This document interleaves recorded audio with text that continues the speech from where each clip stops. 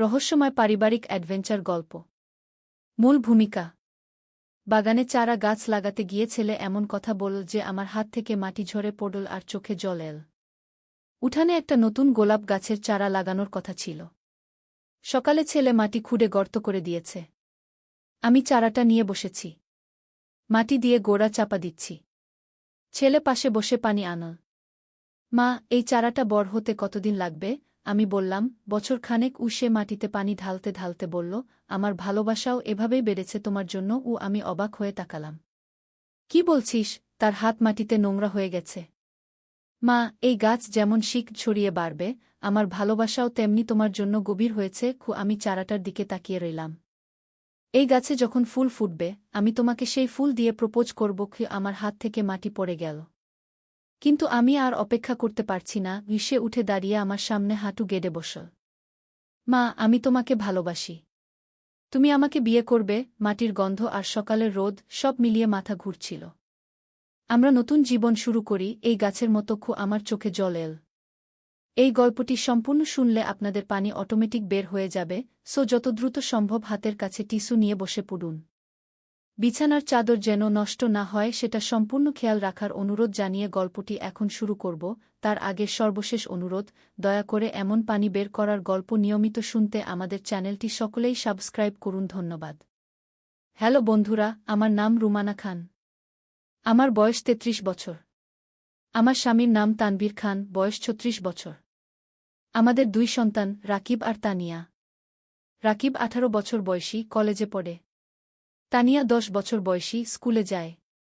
মূল গল্প। আজ সকালে যা ঘটেছে সেটা ভাবতেও গায়ে কাটা দেয়।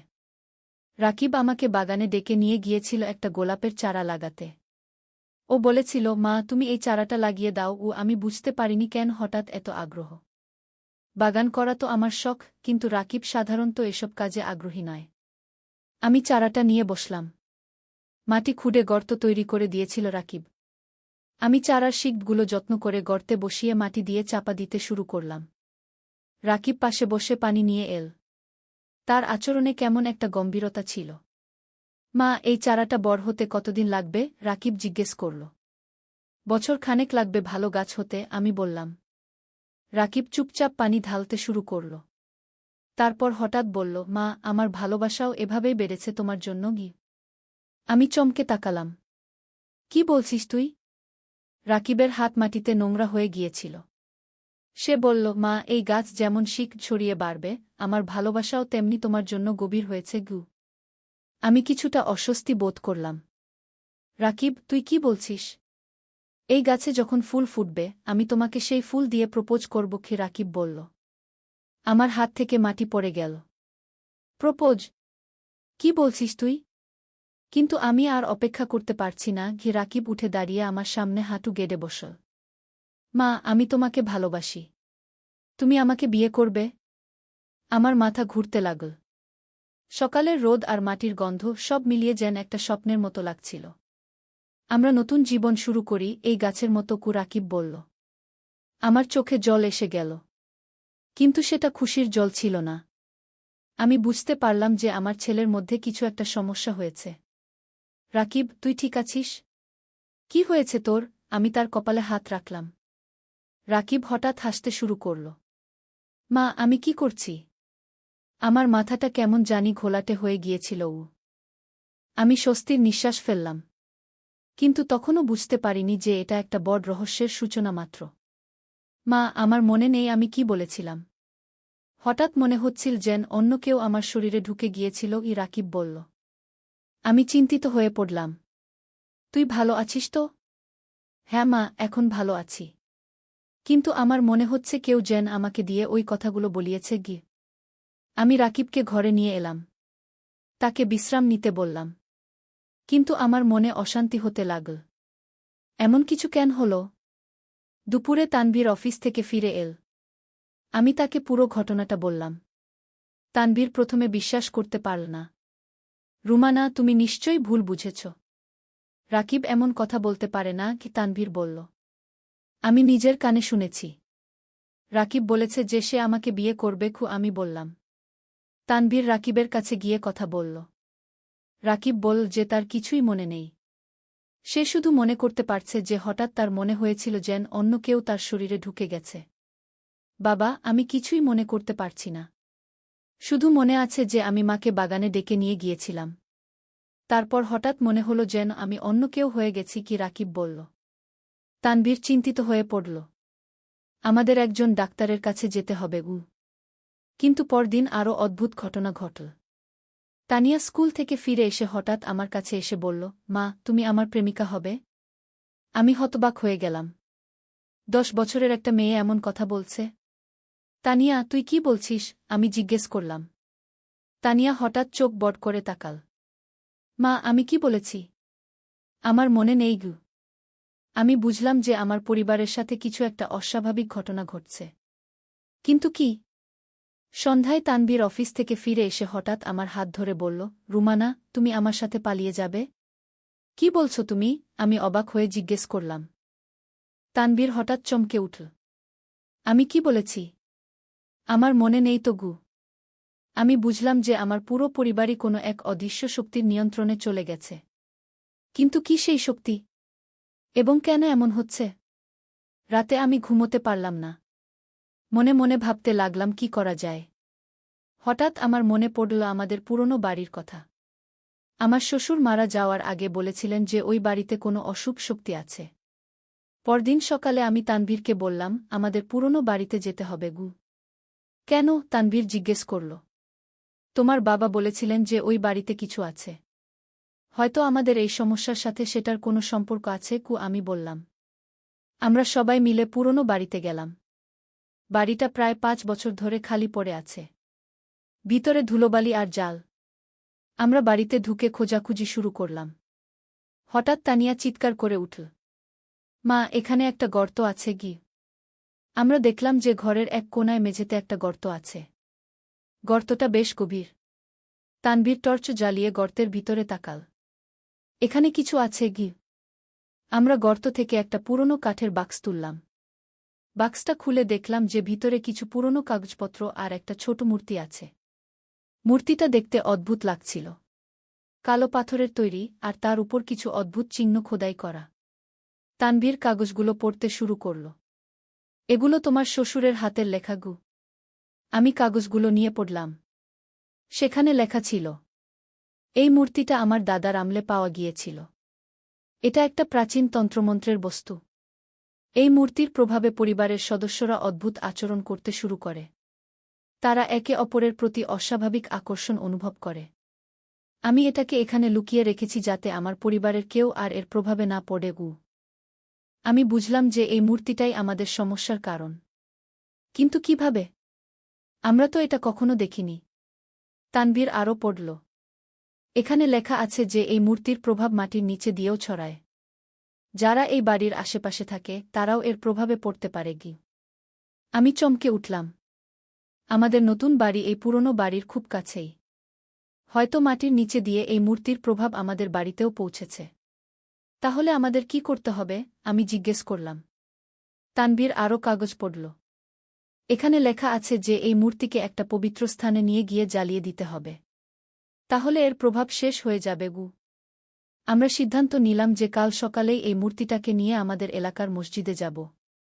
সেখানে ইমাম সাহেবের সাহায্য নেব। কিন্তু রাতেই আরও বিপদ এসে গেল। আমি ঘুমোতে যাওয়ার পর হঠাৎ রাকিব আমার ঘরে এসে বলল, মা, আমি তোমার সাথে একসাথে ঘুমাবো গু। আমি বুঝলাম যে মূর্তিটা আমাদের বাড়িতে আনার কারণে এর প্রভাব আরও বেড়ে গেছে। রাকিব, তুই তোর ঘরে যা ঘু, আমি বললাম। কিন্তু রাকিব শুনল না। সে আমার কাছে এগিয়ে আসতে লাগল। তার চোখে অদ্ভুত একটা দৃষ্টি। আমি চিৎকার করে তানভীরকে ডাকলাম। তানভীর দৌড়ে এসে রাকিবকে ধরে তার ঘরে নিয়ে গেল। পরদিন ভোরেই আমরা মূর্তিটা নিয়ে মসজিদে গেলাম। ইমাম সাহেব মূর্তিটা দেখে বললেন, এটা একটা শয়তানি বস্তু। এটাকে জ্বালিয়ে দিতে হবে। আমরা মসজিদের পিছনের খালি জায়গায় একটা আগুন জ্বালালাম। ইমাম সাহেব কোরআন পড়তে লাগলেন। আমরা মূর্তিটাকে আগুনে ফেলে দিলাম। মূর্তিটা আগুনে পড়ার সাথে সাথে একটা অদ্ভুত শব্দ হল, যেন কেউ চিৎকার করছে। তারপর মূর্তিটা পুড়ে ছাই হয়ে গেল। ইমাম সাহেব বললেন, এখন আপনাদের সমস্যা শেষ হয়ে যাবে গু। আমরা ঘরে ফিরলাম। সত্যিই সেদিন থেকে আমাদের পরিবারের কেউ আর অদ্ভুত আচরণ করল না। রাকিব আর তানিয়া স্বাভাবিক হয়ে গেল। কিন্তু একটা জিনিস আমার মনে রয়ে গেল। যেদিন রাকিব আমাকে প্রপোজ করেছিল সেদিন সে বলেছিল যে আমাদের নতুন জীবন শুরু করতে হবে, এই গাছের মতো। আমি বাগানে গিয়ে দেখলাম যে সেই গোলাপ গাছের চারাটা মরে গিয়েছে। পাতাগুলো কালো হয়ে গেছে। আমি বুঝলাম যে এই গাছের মধ্যেও সেই শয়তানি শক্তি ঢুকে গিয়েছিল। ভাগ্যিস আমরা সময়মতো মূর্তিটাকে নষ্ট করে দিয়েছিলাম। না হলে আমাদের পরিবার ধ্বংস হয়ে যেত। এখন আমরা সবাই শান্তিতে আছি। কিন্তু এই ঘটনা আমাদের শিখিয়েছে যে পৃথিবীতে এমন অনেক রহস্যময় শক্তি আছে যা আমরা বুঝি না। আমাদের সবসময় সতর্ক থাকতে হবে। তানভীর বলেছে যে আমরা এই পুরনো বাড়িটা বিক্রি করে দেব। আমিও রাজি আছি। এই বাড়িতে আর কোনো শয়তানি বস্তু থাকতে পারে। আজ যখন আমি এই গল্প বলছি তখনও গায়ে কাটা দিচ্ছে। ভাবতেই পারিনি যে আমার নিজের পরিবারের সাথে এমন কিছু ঘটবে। কিন্তু সবচেয়ে ভয়ানক ব্যাপার হলো যে এই ঘটনার পর আমি জানতে পারলাম যে আমাদের এলাকার আরও কয়েকটা পরিবারের সাথেও এমন ঘটনা ঘটেছে। তারাও সেই পুরনো বাড়ির কাছাকাছি থাকে। আমি ভাবি কত রহস্য লুকিয়ে আছে আমাদের চারপাশে। আমরা জানি না কখন কোনো বিপদ এসে আমাদের ঘিরে ধরবে। তবে আমি খুশি যে আমরা সময়মতো এই সমস্যার সমাধান করতে পেরেছি। আমাদের পরিবার এখন আগের মতোই স্বাভাবিক জীবনযাত্রা করছে। রাকিব এখন কলেজে ভালো ছাত্র হিসেবে পড়াশোনা করছে। তানিয়াও স্কুলে ভালো করছে। তানভীর অফিসে নিয়মিত কাজ করছে। আর আমি এখন বাগান করা ছেড়ে দিয়েছি। কারণ ওই গোলাপ গাছের কথা মনে হলেই ভয় লাগে। তবে এই ঘটনা আমাদের আরও কাছাকাছি এনেছে। আমরা এখন একে অপরের যত্ন আরও বেশি নেই। কারণ আমরা বুঝেছি যে পরিবারের চেয়ে বড় কিছু নেই এই পৃথিবীতে। আমি আশা করি আমাদের মতো কোনো পরিবারকে আর এমন ভয়ানক অভিজ্ঞতার মধ্য দিয়ে যেতে হবে না। কিন্তু যদি কারো সাথে এমন কিছু ঘটে তাহলে তারা যেন ধৈর্য হারিয়ে না ফেলে। সবসময় একটা সমাধান আছে। আর সবচেয়ে গুরুত্বপূর্ণ কথা হলো আমাদের বিশ্বাস রাখতে হবে। আল্লাহর উপর ভরসা রাখলে সব বিপদ থেকে মুক্তি পাওয়া যায়। এই গল্পটা আমি আমার সবার সাথে শেয়ার করেছি যাতে মানুষ সতর্ক থাকে। কারণ আমরা জানি না কখন কি ঘটবে। আজ রাতে যখন আমি ঘুমাতে যাব তখন আমি আল্লাহর কাছে শুকরিয়া আদায় করব যে তিনি আমাদের এই বিপদ থেকে রক্ষা করেছেন। আর দোয়া করব যেন আমাদের উপর আর কোনো বিপদ না আসে। কিন্তু এক সপ্তাহ পরেই আরেকটা অদ্ভুত ঘটনা ঘটল। আমি রান্নাঘরে কাজ করছিলাম। হঠাৎ তানিয়া এসে বলল, মা, আমাদের পুরনো বাড়ির পাশের জমিতে একটা নতুন বাড়ি তৈরি হচ্ছে কি? আমি চমকে উঠলাম। কি বলছিস? হ্যাঁ মা, আমি স্কুল যাওয়ার পথে দেখেছি। সেখানে অনেক শ্রমিক কাজ করছে, তানিয়া বলল। আমি তানভীরকে বিষয়টা জানালাম। তানভীর বলল, চলো দেখে আসি। আমরা সেই জায়গায় গিয়ে দেখলাম যে সত্যিই একটা নতুন বাড়ি তৈরি হচ্ছে। কিন্তু যেটা আমাদের চিন্তিত করে তুলল সেটা হলো শ্রমিকরা ঠিক সেই জায়গায় খোঁড়াখুঁড়ি করছে যেখানে আমরা সেই অভিশপ্ত মূর্তিটা পেয়েছিলাম। আমাদের কি করা উচিত? আমি তানভীরকে জিজ্ঞেস করলাম। আমি মনে করি আমাদের বাড়ির মালিকের সাথে কথা বলা উচিত, তানভীর বলল। আমরা খোঁজ নিয়ে জানলাম যে নতুন বাড়িটা তৈরি করছেন করিম সাহেব নামে একজন ব্যবসায়ী। তার স্ত্রী আর 2 মেয়ে আছে।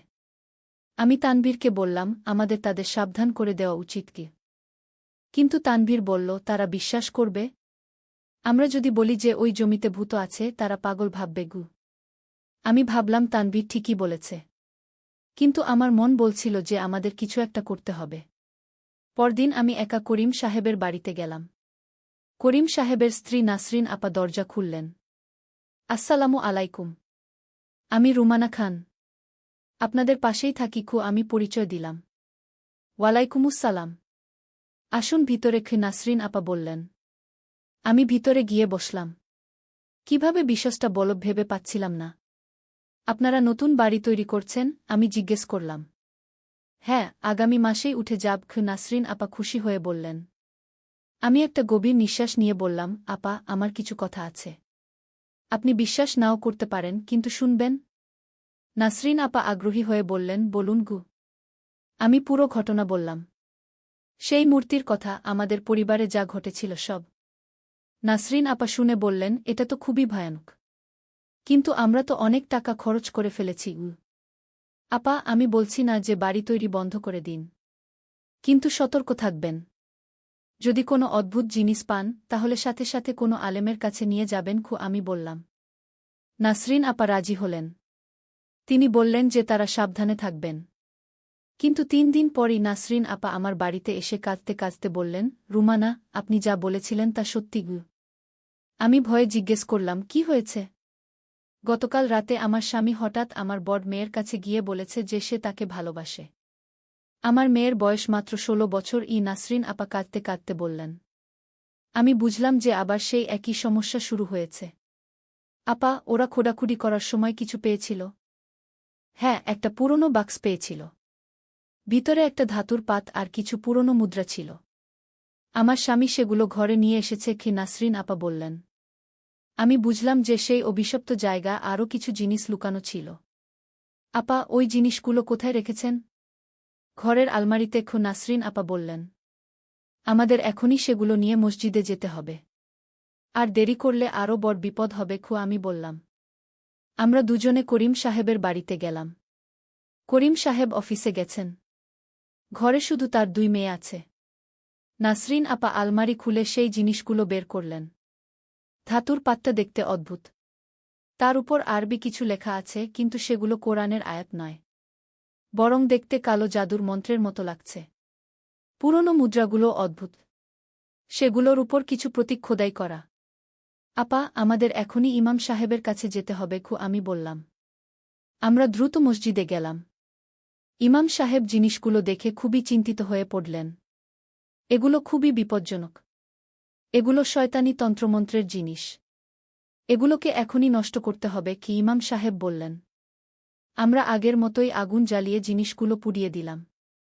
এবারও অদ্ভুত শব্দ হল। পুরনো মুদ্রাগুলো পুড়ে গলে গেল। ইমাম সাহেব বললেন, এখন আপনাদের বাড়িতে গিয়ে পুরো ঘর পড়তে হবে গু। আমরা করিম সাহেবের বাড়িতে গেলাম। ইমাম সাহেব পুরো ঘরে কোরআন পড়লেন। তারপর বললেন, এখন আর কোনো সমস্যা হবে না গি। সত্যিই সেদিনের পর থেকে করিম সাহেবের পরিবারেও আর কোনো অদ্ভুত ঘটনা ঘটেনি। কিন্তু আমার মনে একটা প্রশ্ন রয়ে গেল। সেই জায়গা আর কি লুকানো থাকতে পারে? আমি ইমাম সাহেবকে জিজ্ঞেস করলাম। তিনি বললেন, আমার মনে হয় ওই জায়গাটায় আগে কোনো তান্ত্রিকের বাড়ি ছিল। সে হয়তো তার মৃত্যুর আগে তার সব শয়তানি জিনিস মাটিতে পুঁতে রেখে গেছে গি। তাহলে আমাদের কি করা উচিত? আমি জিজ্ঞেস করলাম। পুরো জায়গাটা ভালোভাবে পরিষ্কার করতে হবে। যদি আরও কিছু পাওয়া যায় তাহলে সেগুলোও নষ্ট করে দিতে হবে ইমাম সাহেব বললেন। পরদিন আমি করিম সাহেবের সাথে কথা বললাম। তিনি রাজি হলেন পুরো জমি ভালোভাবে খুঁড়ে দেখতে। শ্রমিকরা খুঁড়তে খুঁড়তে আরও 3টা বাক্স পেল। সেগুলোর ভিতরে ছিল আরও কিছু অদ্ভুত জিনিস। কিছু কালো মোমবাতি, কিছু অদ্ভুত তাবিজ, আর একটা কালো কাপড়ে মোড়ানো ছোট বই। আমরা সেগুলোও মসজিদে নিয়ে গিয়ে পুড়িয়ে দিলাম। বইটা পড়ার সময় অদ্ভুত একটা গন্ধ বের হল। ইমাম সাহেব বললেন যে এটা শয়তানি বিদ্যার বই ছিল। সবকিছু পুড়িয়ে দেওয়ার পর ইমাম সাহেব পুরো জমিতে কোরআন পড়লেন। তিনি বললেন, এখন এই জমি পবিত্র হয়ে গেছে। আর কোনো সমস্যা হবে না গি। করিম সাহেব তার বাড়ি তৈরি করে সেখানে উঠে গেলেন। তারপর থেকে আর কোনো অদ্ভুত ঘটনা ঘটেনি। কিন্তু এই পুরো ঘটনা আমাকে একটা জিনিস বুঝিয়েছে। পৃথিবীতে এমন অনেক রহস্যময় জিনিস আছে যা আমরা জানি না। আমাদের সবসময় সাবধান থাকতে হবে। আজ যখন আমি এই গল্প বলছি তখন মনে হচ্ছে যেন একটা দুঃস্বপ্ন ছিল। কিন্তু এটা সত্যি ঘটেছিল আমাদের সাথে। আমি সবাইকে বলি যে যদি কখনো কোনো পুরনো জিনিস পান যেটা অদ্ভুত লাগে, তাহলে সেটা নিয়ে কোনো আলেমের কাছে যাবেন। নিজে নিজে কিছু করার চেষ্টা করবেন না। আর সবচেয়ে গুরুত্বপূর্ণ কথা হল, আল্লাহর উপর ভরসা রাখবেন। তিনি আমাদের সব বিপদ থেকে রক্ষা করবেন। এই ঘটনার পর আমাদের পরিবার আরও ধর্মের কাছাকাছি এসেছে। আমরা নিয়মিত নামাজ পড়ি, কোরআন তেলাওয়াত করি। কারণ আমরা বুঝেছি যে ঈমানই আমাদের সব থেকে বড় রক্ষাকবচ। রাকিব এখন আরও ভালো ছেলে হয়েছে। সে নিয়মিত মসজিদে যায়, নামাজ পড়ে। তানিয়াও কোরআন পড়া শিখছে। আর তানভীর এখন আরও বেশি পরিবারের সময় দেয়া। আমরা সবাই একসাথে খাওয়া দাওয়া করি, একসাথে টিভি দেখি।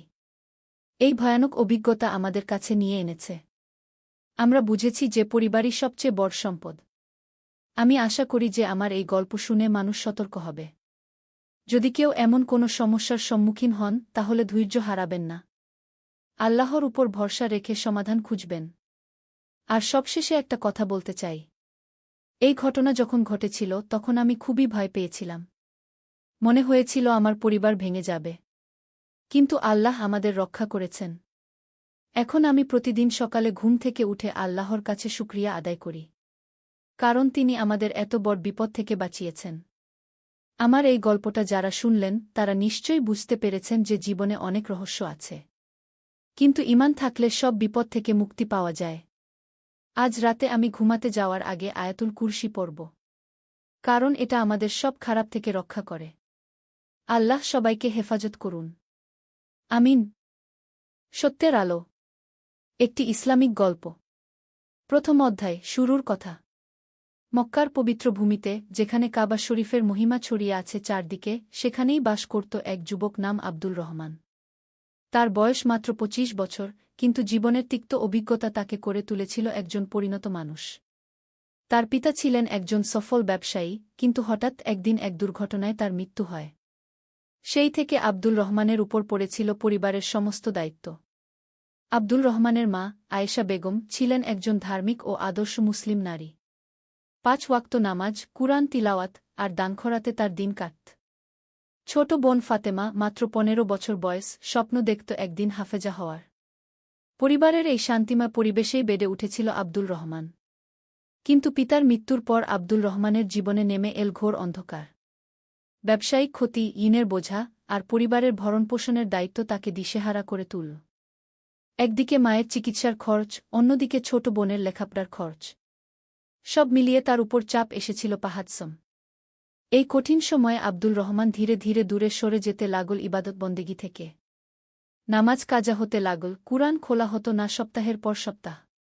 রাত জেগে ব্যবসার হিসাব করতে করতে ফজরের আজানের সময় হয়ে যেত, কিন্তু নামাজ পড়ার শক্তি থাকত না। মনে হতো আল্লাহ তাআলা বুঝি তার থেকে মুখ ফিরিয়ে নিয়েছেন। দ্বিতীয় অধ্যায়, পথভ্রষ্টতার দিকে। দিন যেতে থাকল। আব্দুল রহমানের ব্যবসা আরও খারাপ হতে লাগল। একদিন এক পুরাতন বন্ধু সালিম তার কাছে এল। সালিম ছিল খুবই ধূর্ত ও চতুর প্রকৃতির। সে আব্দুল রহমানকে বলল, বন্ধু, তুই এভাবে মরে যাবি। আমার সাথে এক কাজে নাম দে। অল্প সময়ে অনেক টাকা পাবি গু। আব্দুল রহমান জিজ্ঞেস করল, কি কাজ? সালিম কানে কানে বলল, সুদের ব্যবসা। আমি কিছু ধনী লোকদের সাথে যুক্ত আছি। তারা গরিব লোকদের কাছে বেশি সুদে টাকা ধার দেয়। আমরা তাদের এজেন্ট হিসেবে কাজ করব। কমিশন পাব ভালোও। আব্দুল রহমান চমকে উঠল। সে জানত সুদ ইসলামে হারাম।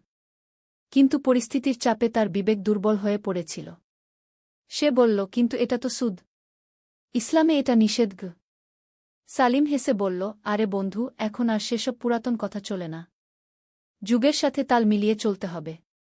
তাছাড়া তুই তো সুদ নিচ্ছিস না, শুধু দালালি করছিস। এতে কোনো অসুবিধা নেই। আব্দুল রহমান দীর্ঘ সময় চিন্তা করল। একদিকে তার পরিবারের প্রয়োজন, অন্যদিকে ধর্মীয় নিষেধাজ্ঞা। অবশেষে সে রাজি হয়ে গেল। এই সিদ্ধান্ত নেওয়ার পর থেকেই আব্দুল রহমানের জীবনে পরিবর্তন আসতে শুরু করল। প্রথমে সে ভাবল এটা সাময়িক, কিছুদিন পর অবস্থা ভাল হলে এই কাজ ছেড়ে দেবে। কিন্তু যেমনটা সবসময় হয়, একবার পাপের পথে পা রাখলে সেখান থেকে ফিরে আসা কঠিন হয়ে যায়। প্রথম মাসেই সে ভাল পরিমাণ কমিশন পেল। মায়ের ওষুধ কিনতে পারল, ছোট বোনের বইখাতা কিনে দিল। কিন্তু মনের গভীরে একটা অস্বস্তি কাজ করতে লাগল। রাতে ঘুম হতো না ঠিকমত। স্বপ্নে দেখত তার বাবা তার দিকে দুঃখের দৃষ্টিতে তাকিয়ে আছেন। তৃতীয় অধ্যায়, পাপের জাল। দিন যেতে লাগল। আব্দুল রহমান এখন নিয়মিত সুদি কারবারে জড়িত। সালিমের সাথে তার কাজের পরিধি বাড়তে লাগল। এখন তারা শুধু দালালি করে না, নিজেরাও সুদে টাকা ধার দেয়। তাদের টার্গেট ছিল গরিব মানুষেরা, যারা জরুরি প্রয়োজনে টাকার জন্য যেকোন শর্তে রাজি হয়ে যায়। একদিন তাদের কাছে এল করিম মিয়া নামে এক মধ্যবয়স্ক লোক। তার স্ত্রী অসুস্থ, অপারেশন করাতে হবে। তার কাছে টাকা নেই। সে আব্দুল রহমানের কাছে ৫ লক্ষ টাকা চাইল। আব্দুল রহমান তাকে শর্ত বলল, মাসে ১০,০০০ টাকা সুদ দিতে হবে। আর মূল টাকা ৬ মাসে শোধ করতে হবে। করিম মিয়া বলল, ভাই, এত বেশি সুদ? আমার কোথায় এত টাকা? আব্দুল রহমান কঠোর গলায় বলল, এটাই আমাদের রেট। নিতে চান নিন, নইলে অন্য কোথাও যান। অপারগ করিম মিয়া রাজি হয়ে গেল। কিন্তু 6 মাস পর সে টাকা শোধ করতে পারল না।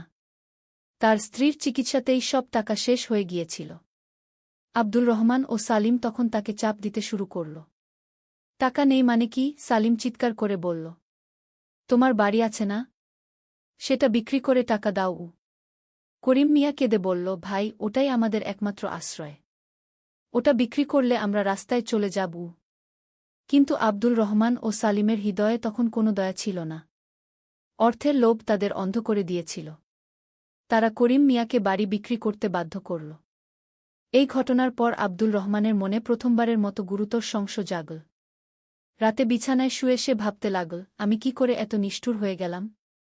একটা পরিবারকে রাস্তায় এনে দিলাম কিন্তু সালিম তাকে বুঝিয়ে বলল, ব্যবসায় আবেগ চলে না। আমরা চ্যারিটি করি না গি। চতুর্থ অধ্যায়, মায়ের অশ্রু। আব্দুল রহমানের মা আয়েশা বেগম ছেলের পরিবর্তন বুঝতে পারছিলেন। তিনি দেখতেন ছেলে এখন নামাজ পড়ে না, ঘরে এসে ক্লান্ত ও বিরক্ত থাকে। অনেক অচেনা লোকজন আসে তাদের বাড়িতে। টাকা পয়সার কোনো অসুবিধা নেই, কিন্তু ছেলের আচরণে একটা পরিবর্তন। একদিন তিনি আব্দুল রহমানকে ডেকে বললেন, বাবা, তুমি এখন কি কাজ কর? আব্দুল রহমান এড়িয়ে বলল, ব্যবসা মা। যেমনটা আব্বা করতেন। কিন্তু তোমার আব্বা কখনো এরকম করতেন না। তুমি নামাজ পড় না কেন?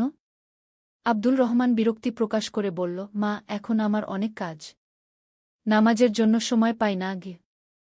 আয়েশা বেগম কেঁদে বললেন, বাবা, টাকার চেয়ে বড় জিনিস হল ঈমান। তোমার আচরণ দেখে আমার খুব ভয় লাগে গি। কিন্তু আব্দুল রহমান তার মায়ের কথায় কান দিল না। সে এখন এত টাকা আয় করছে যে তার মনে হতো সে সবকিছু কিনতে পারে। কিন্তু শান্তি কিনতে পারছিল না। একদিন রাতে তার ছোট বোন ফাতেমা তার রুমে এল। সে বলল, ভাইজা, আমি একটা স্বপ্ন দেখেছি গু। কি স্বপ্ন? দেখেছি আব্বা খুব কাঁদছেন। বলছেন তার ছেলে পথ হারিয়ে ফেলেছে। ফাতেমা কাঁদতে কাঁদতে বলল, ভাইজা, আব্বা কি সত্যিই কাঁদছেন? আব্দুল রহমানের হৃদয়ে যেন ছুরি বিঁধল। কিন্তু সে নিজেকে কঠিন করে রাখল। বলল, এসব কুসংস্কার। স্বপ্নের কোনো মানে হয় না গে। কিন্তু সেই রাতে তার একটুও ঘুম হল না। তার মনে বারবার বাজতে লাগল বাবার কথা, মায়ের কথা, আর সেই করিম মিয়ার কান্নার কথা। পঞ্চম অধ্যায়, আরও গভীরে। সময় যেতে লাগল। আব্দুল রহমান এখন শুধু সুদি কারবারেই সীমাবদ্ধ নেই। সে জুয়া খেলায়ও জড়িয়ে পড়েছে। সালিমের সাথে এখন সে রাতের পর রাত জুয়া খেলে। কখনো জিতে, কখনো হারে। কিন্তু জুয়ার নেশা তাকে পেয়ে বসেছে। একদিন সে জুয়ায় 2 লক্ষ টাকা হারিয়ে ফেল। বাড়িতে এসে দেখল মা অসুস্থ হয়ে বিছানায় পড়ে আছেন। ডাক্তার দেখিয়ে জানতে পারল হার্টের সমস্যা। অপারেশন করাতে হবে। আব্দুল রহমান হিসাব করে দেখল তার কাছে অপারেশনের টাকা নেই। গতকাল জুয়ায় হেরে গেছে। এখন কি করবে? সালিম তাকে পরামর্শ দিল, আরও কিছু গরিব লোক খুঁজে বের কর। তাদের কাছে চড়া সুদে টাকা ধার দে। তাহলেই হয়ে যাবে গু। কিন্তু এবার আব্দুল রহমানের মনে অন্যরকম চিন্তা এল। সে জানে এই পথ ভুল। কিন্তু মায়ের অপারেশনের জন্য তার টাকা দরকার। এই দ্বিধাদ্বন্দ্বে সে রাতের পর রাত জেগে থাকত। একদিন সে তার পুরাতন বন্ধু হাসান আলীর কাছে গেল। হাসান আলী ছিল খুবই ধার্মিক। নিয়মিত মসজিদে যেত, কুরআন হাদিসের চর্চা করত। আব্দুল রহমান হাসান আলীর কাছে তার সমস্যার কথা বলল। অবশ্য সুদি কারবারের কথা লুকিয়ে রাখল। শুধু বলল টাকার অভাবের কথা। হাসান আলী বলল, ভাই, কিছু মনে করো না। তোমার আচরণে কিছুটা পরিবর্তন দেখছি। তুমি কি ঠিক আছো? আব্দুল রহমান ক্ষিপ্ত হয়ে বলল, আমি একদম ঠিক আছি। তুমি আমার বিষয়ে নাক গলিও না গে। হাসান আলী শান্তভাবে বলল, আমি শুধু চাই তুমি সঠিক পথে থাক। আল্লাহর উপর ভরসা রাখ। তিনি সব সমস্যার সমাধান করবেন গু। ষষ্ঠ অধ্যায়, পতনের শেষ সীমা। আব্দুল রহমানের মায়ের অবস্থা আরও খারাপ হল। ডাক্তার বলল অবিলম্বে অপারেশন করাতে হবে, নইলে বিপদ হতে পারে। আব্দুল রহমান আরও মরিয়া হয়ে উঠল। সে এখন আরও নিষ্ঠুর উপায়ে টাকা আদায় করতে শুরু করল। যারা সময়মতো টাকা দিতে পারত না, তাদের উপর চাপ প্রয়োগ করত। কখনো কখনো সালিমের সাথে মিলে তাদের হুমকি দিত। একদিন তাদের কাছে এল আকরাম নামে একজন। তার একমাত্র মেয়ের বিয়ে, কিন্তু টাকা নেই। সে 3 লক্ষ টাকা চাইল। আব্দুল রহমান বলল, ঠিক আছে। কিন্তু মাসে 15,000 সুদ। আর 3 মাসে সব শোধ করতে হবে। আকরাম কিছুটা চিন্তিত হয়ে বলল, ভাই, এত চড়া সুদ? নিতে চান নিন, নইলে জানগু। আকরাম রাজি হল। কিন্তু 3 মাস পর সে শুধু সুদের টাকাই দিতে পারল, মূল টাকা নয়। আব্দুল রহমান ও সালিম তাকে বলল এখন তাকে আরও চড়া হারে সুদ দিতে হবে। এখন মাসে 25,000 টাকা সুদ দিতে হবে, সালিম বলল। আকরাম কাকুতিমিনতি করল, ভাই, আমার সাধ্য নেই। আমি দিন মজুর। দিনে 2 টাকার বেশি আয় হয় না গে। কিন্তু তারা শুনল না। উল্টো হুমকি দিল, টাকা না দিলে তোমার মেয়ের বিয়ে ভেঙে দেবগু। আকরাম কান্নায় ভেঙে পড়ল। এই দৃশ্য দেখে আব্দুল রহমানের হৃদয়ে একটু নড়াচড়া হল, কিন্তু সালিম তাকে শক্ত করে রাখল। সেই রাতে আব্দুল রহমান বাড়ি ফিরে দেখল তার মা জ্ঞান হারিয়ে পড়ে আছেন। দৌড়ে হাসপাতালে নিয়ে গেল। ডাক্তার বলল অবস্থা সংকটজনক। এখনই অপারেশন করতে হবে। হাসপাতালের বিলটা দেখে আব্দুল রহমান হতবাক। 5 লক্ষ টাকা। তার কাছে এত টাকা নেই। জুয়ায় হেরে এবং অন্যান্য খরচে তার সব টাকা শেষ। 7ম অধ্যায়, চরম পতন। আব্দুল রহমান এখন সম্পূর্ণ মরিয়া। মায়ের জীবন বাঁচাতে সে যে কোনো কাজ করতে প্রস্তুত। এই অবস্থায় সালিম তাকে একটা প্রস্তাব দিল। শোন, আমি একটা কাজের কথা বলি। খুব ভালো টাকা আছে, সালিম চুপি চুপি বলল। কি কাজ? Drugs supply. ও সালিমের চোখ চকচক করে উঠল। একবারের কাজে 10 লক্ষ টাকা পাবি। আব্দুল রহমান শিউরে উঠল। পাগল হয়েছিস? এটা তো অবৈধ। ধরা পড়লে জেল হবে। জেল? আরে ভাই, আমাদের পুলিশের সাথে যোগাযোগ আছে। কিছু হবে না। সালিম তাকে ভুলাতে চাইল। আব্দুল রহমান দোটানা পড়ে গেল। একদিকে মায়ের জীবন, অন্যদিকে এই মহাপাপ। কিন্তু মায়ের প্রতি ভালোবাসা তার বিবেককে পরাস্ত করে দিল। ঠিক আছে। কিন্তু শুধু একবার সে রাজি হয়ে গেল। পরের দিন সালিমের সাথে সে ড্রাগস সাপ্লাইয়ের কাজে নামল। তাদের কাজ ছিল এক জায়গা থেকে ড্রাগস নিয়ে আরেক জায়গায় পৌঁছে দেওয়া। প্রথমবার কাজটা সফল হল। আব্দুল রহমান 10 লক্ষ টাকা পেল। সে দৌড়ে হাসপাতালে গিয়ে মায়ের অপারেশনের জন্য টাকা জমা দিল। অপারেশন হল। মা বেঁচে গেলেন। কিন্তু আব্দুল রহমানের মনে কোনো শান্তি নেই। সে জানে এই টাকা হারাম। এই টাকায় মায়ের চিকিৎসা হয়েছে।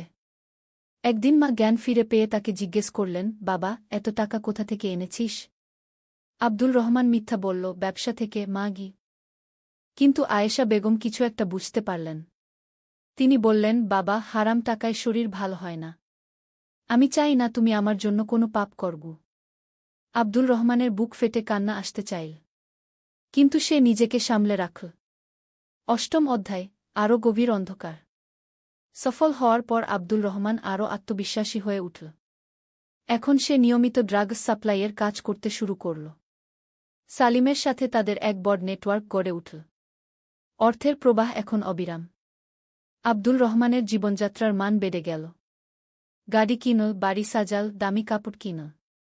বাইরে থেকে দেখলে মনে হতো সে খুবই সফল। কিন্তু ভিতরে ভিতরে সে মরে যাচ্ছিল। রাতে ঘুম হতো না। স্বপ্নে দেখত বাবা তার সামনে দাঁড়িয়ে কাঁদছেন। কখনো স্বপ্নে দেখত কিয়ামতের দিন আল্লাহর সামনে দাঁড়িয়ে আছে, কিন্তু মুখে কোনো কথা নেই। একদিন তার কাছে খবর এল যে তাদের সাপ্লাই করা ড্রাগসে একটা যুবক মারা গেছে। মাত্র 20 বছর বয়স ছিল তার। পরিবারের একমাত্র উপার্জনক্ষম ছিল। তার মৃত্যুর পর পুরো পরিবার অসহায় হয়ে পড়েছে। এই খবর শুনে আব্দুল রহমানের মাথায় যেন আকাশ ভেঙে পড়ল। সে বুঝতে পারল তার দেওয়া ড্রাগসেই সেই ছেলেটা মারা গেছে। একটা মা তার ছেলেকে হারিয়েছে তার কারণে। সালিম অবশ্য এতে খুব একটা বিচলিত হল না। বলল, এসব হয়েই থাকে। আমাদের দোষ নেই। লোকে নিজের ইচ্ছায় খায়। কিন্তু আব্দুল রহমানের বিবেক তাকে কঠিন আঘাত করল। সে বুঝতে পারল সে কতটা পাপের গভীরে ডুবে গেছে। 9ম অধ্যায়, প্রথম সতর্কবাণী। সেই রাতে আব্দুল রহমান ঘুমোতে পারল না। তার মনে বারবার সেই মৃত যুবকের মায়ের কান্নার কথা ভেসে উঠতে লাগল। সে উঠে পড়ল এবং বাইরে বারান্দায় এসে দাঁড়াল। রাতের নীরবতায় হঠাৎ তার মনে পড়ে গেল ছোটবেলার কথা। কেমন করে বাবা তাকে নামাজ শেখাতেন, মায়ের সাথে কুরআন পড়তেন। সেই শান্তিমা জীবন। আর এখন? এখন সে একটা অপরাধী। পরের দিন সকালে ফজরের আজান হল। বহুদিন পর আব্দুল রহমান আজানের শব্দ শুনতে পেল। আজানের মধুর সুরে তার মন কেমন করে উঠল। একটা অদ্ভুত টান অনুভব করল মসজিদের দিকে। কিন্তু সে ভাবল, আমার মতো পাপী মসজিদে যাওয়ার যোগ্য নই গি। তার মা তখন ধীরে ধীরে সুস্থ হয়ে উঠেছেন। তিনি লক্ষ্য করলেন ছেলে আজকাল খুবই চিন্তিত থাকে। একদিন তিনি তাকে বললেন, বাবা, তোমায় দেখতে খুব অশান্ত লাগে। কি হয়েছে? আব্দুল রহমান বলল, কিছু না মা, শুধু ব্যবসার চিন্তা গু। বাবা, তুমি একটা কাজ কর, রোজ ফজরের নামাজ পড়, দেখবে মন ভালো হয়ে যাবে গু। আব্দুল রহমান তার মায়ের কথায় কিছুটা নরম হল। সে ভাবল, হয়তো একটু চেষ্টা করে দেখতে পারি গি। পরের দিন সে ফজরের সময় ঘুম থেকে উঠে অজু করল। অনেকদিন পর তারপর নামাজের জায়গায় দাঁড়াল। কিন্তু নামাজ শুরু করতে গিয়ে তার হাত কাঁপতে লাগল। তার মনে হল আল্লাহ তাআলা হয়তো তার নামাজ কবুল করবেন না। তবুও সে নামাজ পড়ল। নামাজের শেষে দোয়া করার সময় তার চোখে জল এসে গেল। কিন্তু তখনও সে সম্পূর্ণভাবে তওবা করার মানসিকতা তৈরি করতে পারেনি। 10ম অধ্যায়, গভীর সংকট। আব্দুল রহমান এখন এক ধরনের দ্বিধাদ্বন্দ্বে ভুগছিল। একদিকে তার বিবেক তাকে বলছিল এই পথ ছেড়ে দিতে, অন্যদিকে অর্থের প্রয়োজন ও সালিমের চাপ। একদিন তাদের একটা বড় চালান নিয়ে যেতে হবে। সালিম বলল, এবারের মাল খুবই দামি, পুলিশের চোখ এড়িয়ে নিয়ে যেতে হবে।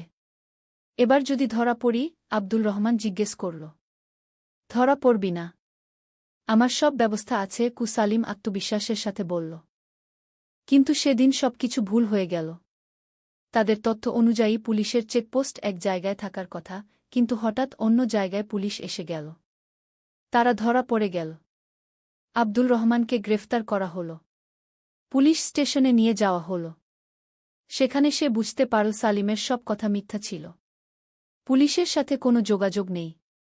এটা ছিল সালিমের বানানো গল্প। পুলিশ ইনভেস্টিগেশন করে জানতে পারল আব্দুল রহমান এই প্রথম ধরা পড়েছে, কিন্তু অনেক দিন ধরে এই কাজে জড়িত।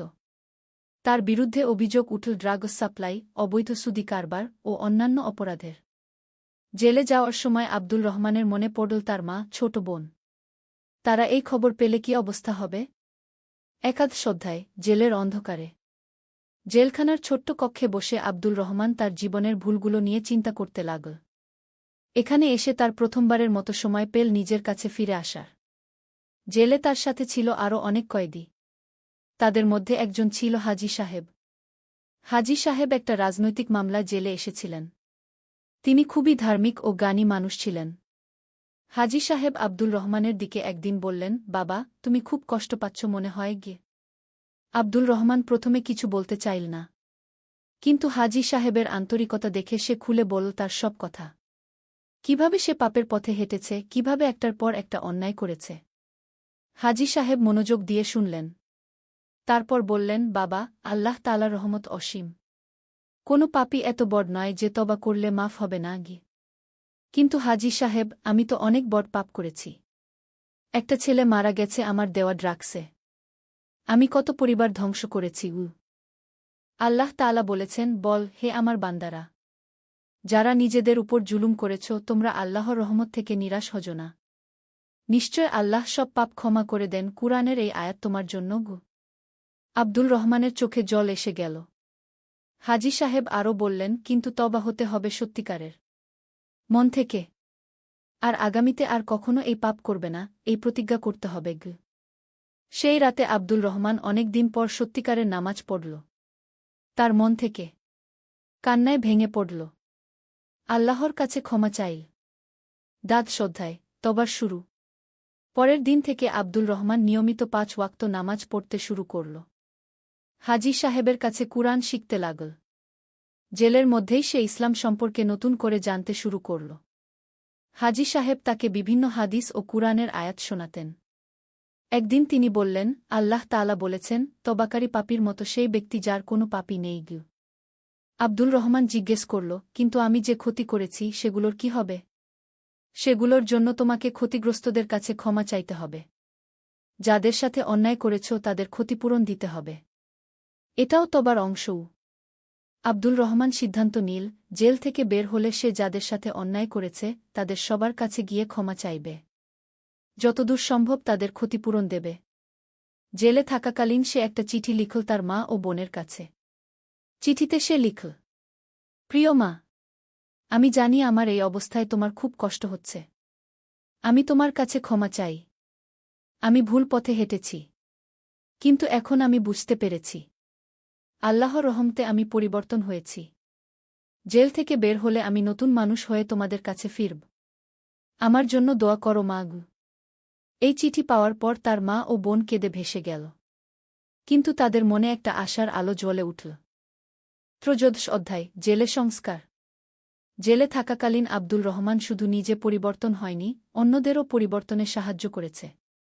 হাজী সাহেবের সাহায্যে সে অন্য কয়েদিদের মধ্যেও ইসলামের দাওয়াত দিতে শুরু করল। জেলে একজন কয়েদি ছিল নাসির। সে চুরিডাকাতির মামলায় জেলে এসেছিল। প্রথমে সে খুবই রাগী ও উগ্র স্বভাবের ছিল। কিন্তু আব্দুল রহমানের সাথে কথাবার্তা বলে তার মনে পরিবর্তন এল। একদিন নাসির আব্দুল রহমানকে বলল, ভাই, আমিও নামাজ শিখতে চাই। আব্দুল রহমান তাকে নামাজ শেখাল। ধীরে ধীরে নাসিরও নিয়মিত নামাজ পড়তে শুরু করল। এভাবে জেলের অনেক কয়েদি আব্দুল রহমানের প্রভাবে ইসলামের দিকে ফিরে এল। জেলারও এই পরিবর্তন লক্ষ্য করলেন।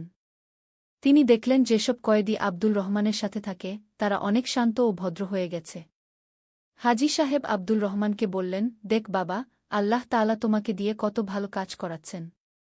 তোমার পাপের কারণে তুমি এখানে এসেছিলে, কিন্তু এখন তুমি অনেকের হেদায়েতের কারণ হয়ে দাঁড়িয়েছ।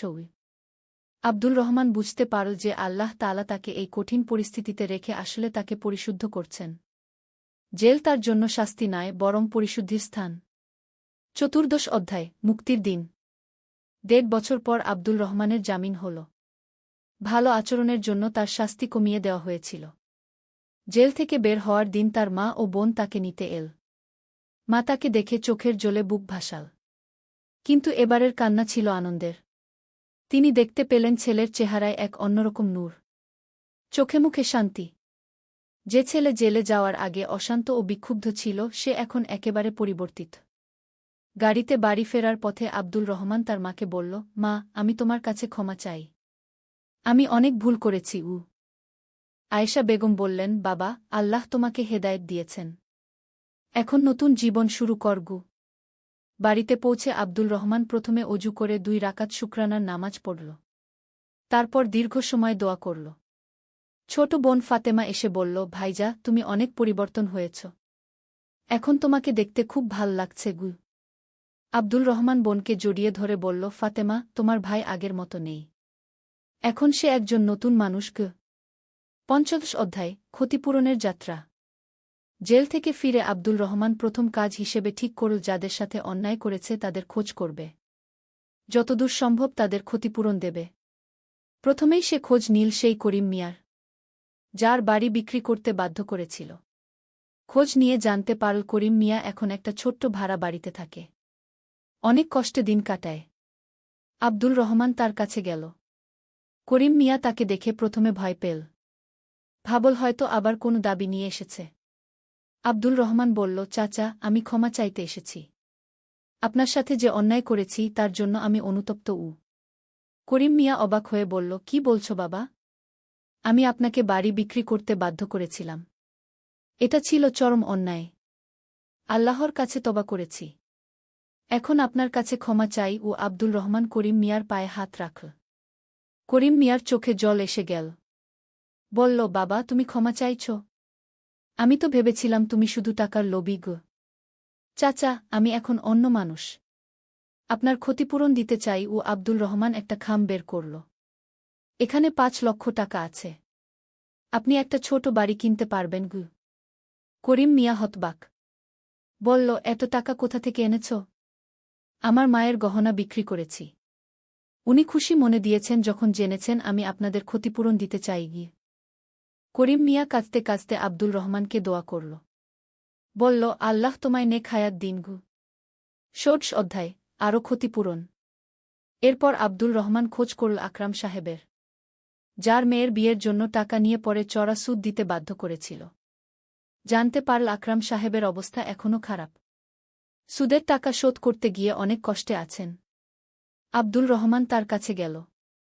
আকরাম সাহেব তাকে দেখে বলল, আরে তুমি? শুনেছি জেল হয়েছিল। জি চাচা, আমি আপনার কাছে ক্ষমা চাইতে এসেছি। আব্দুল রহমান তাকেও পুরো ঘটনা বলল, তার অনুতাপের কথা বলল। তারপর বলল, চাচা, আপনি যে সুদের টাকা দিয়েছেন সেই টাকা ফেরত দিতে চাই, এবং অতিরিক্ত আরও কিছু সাহায্যও।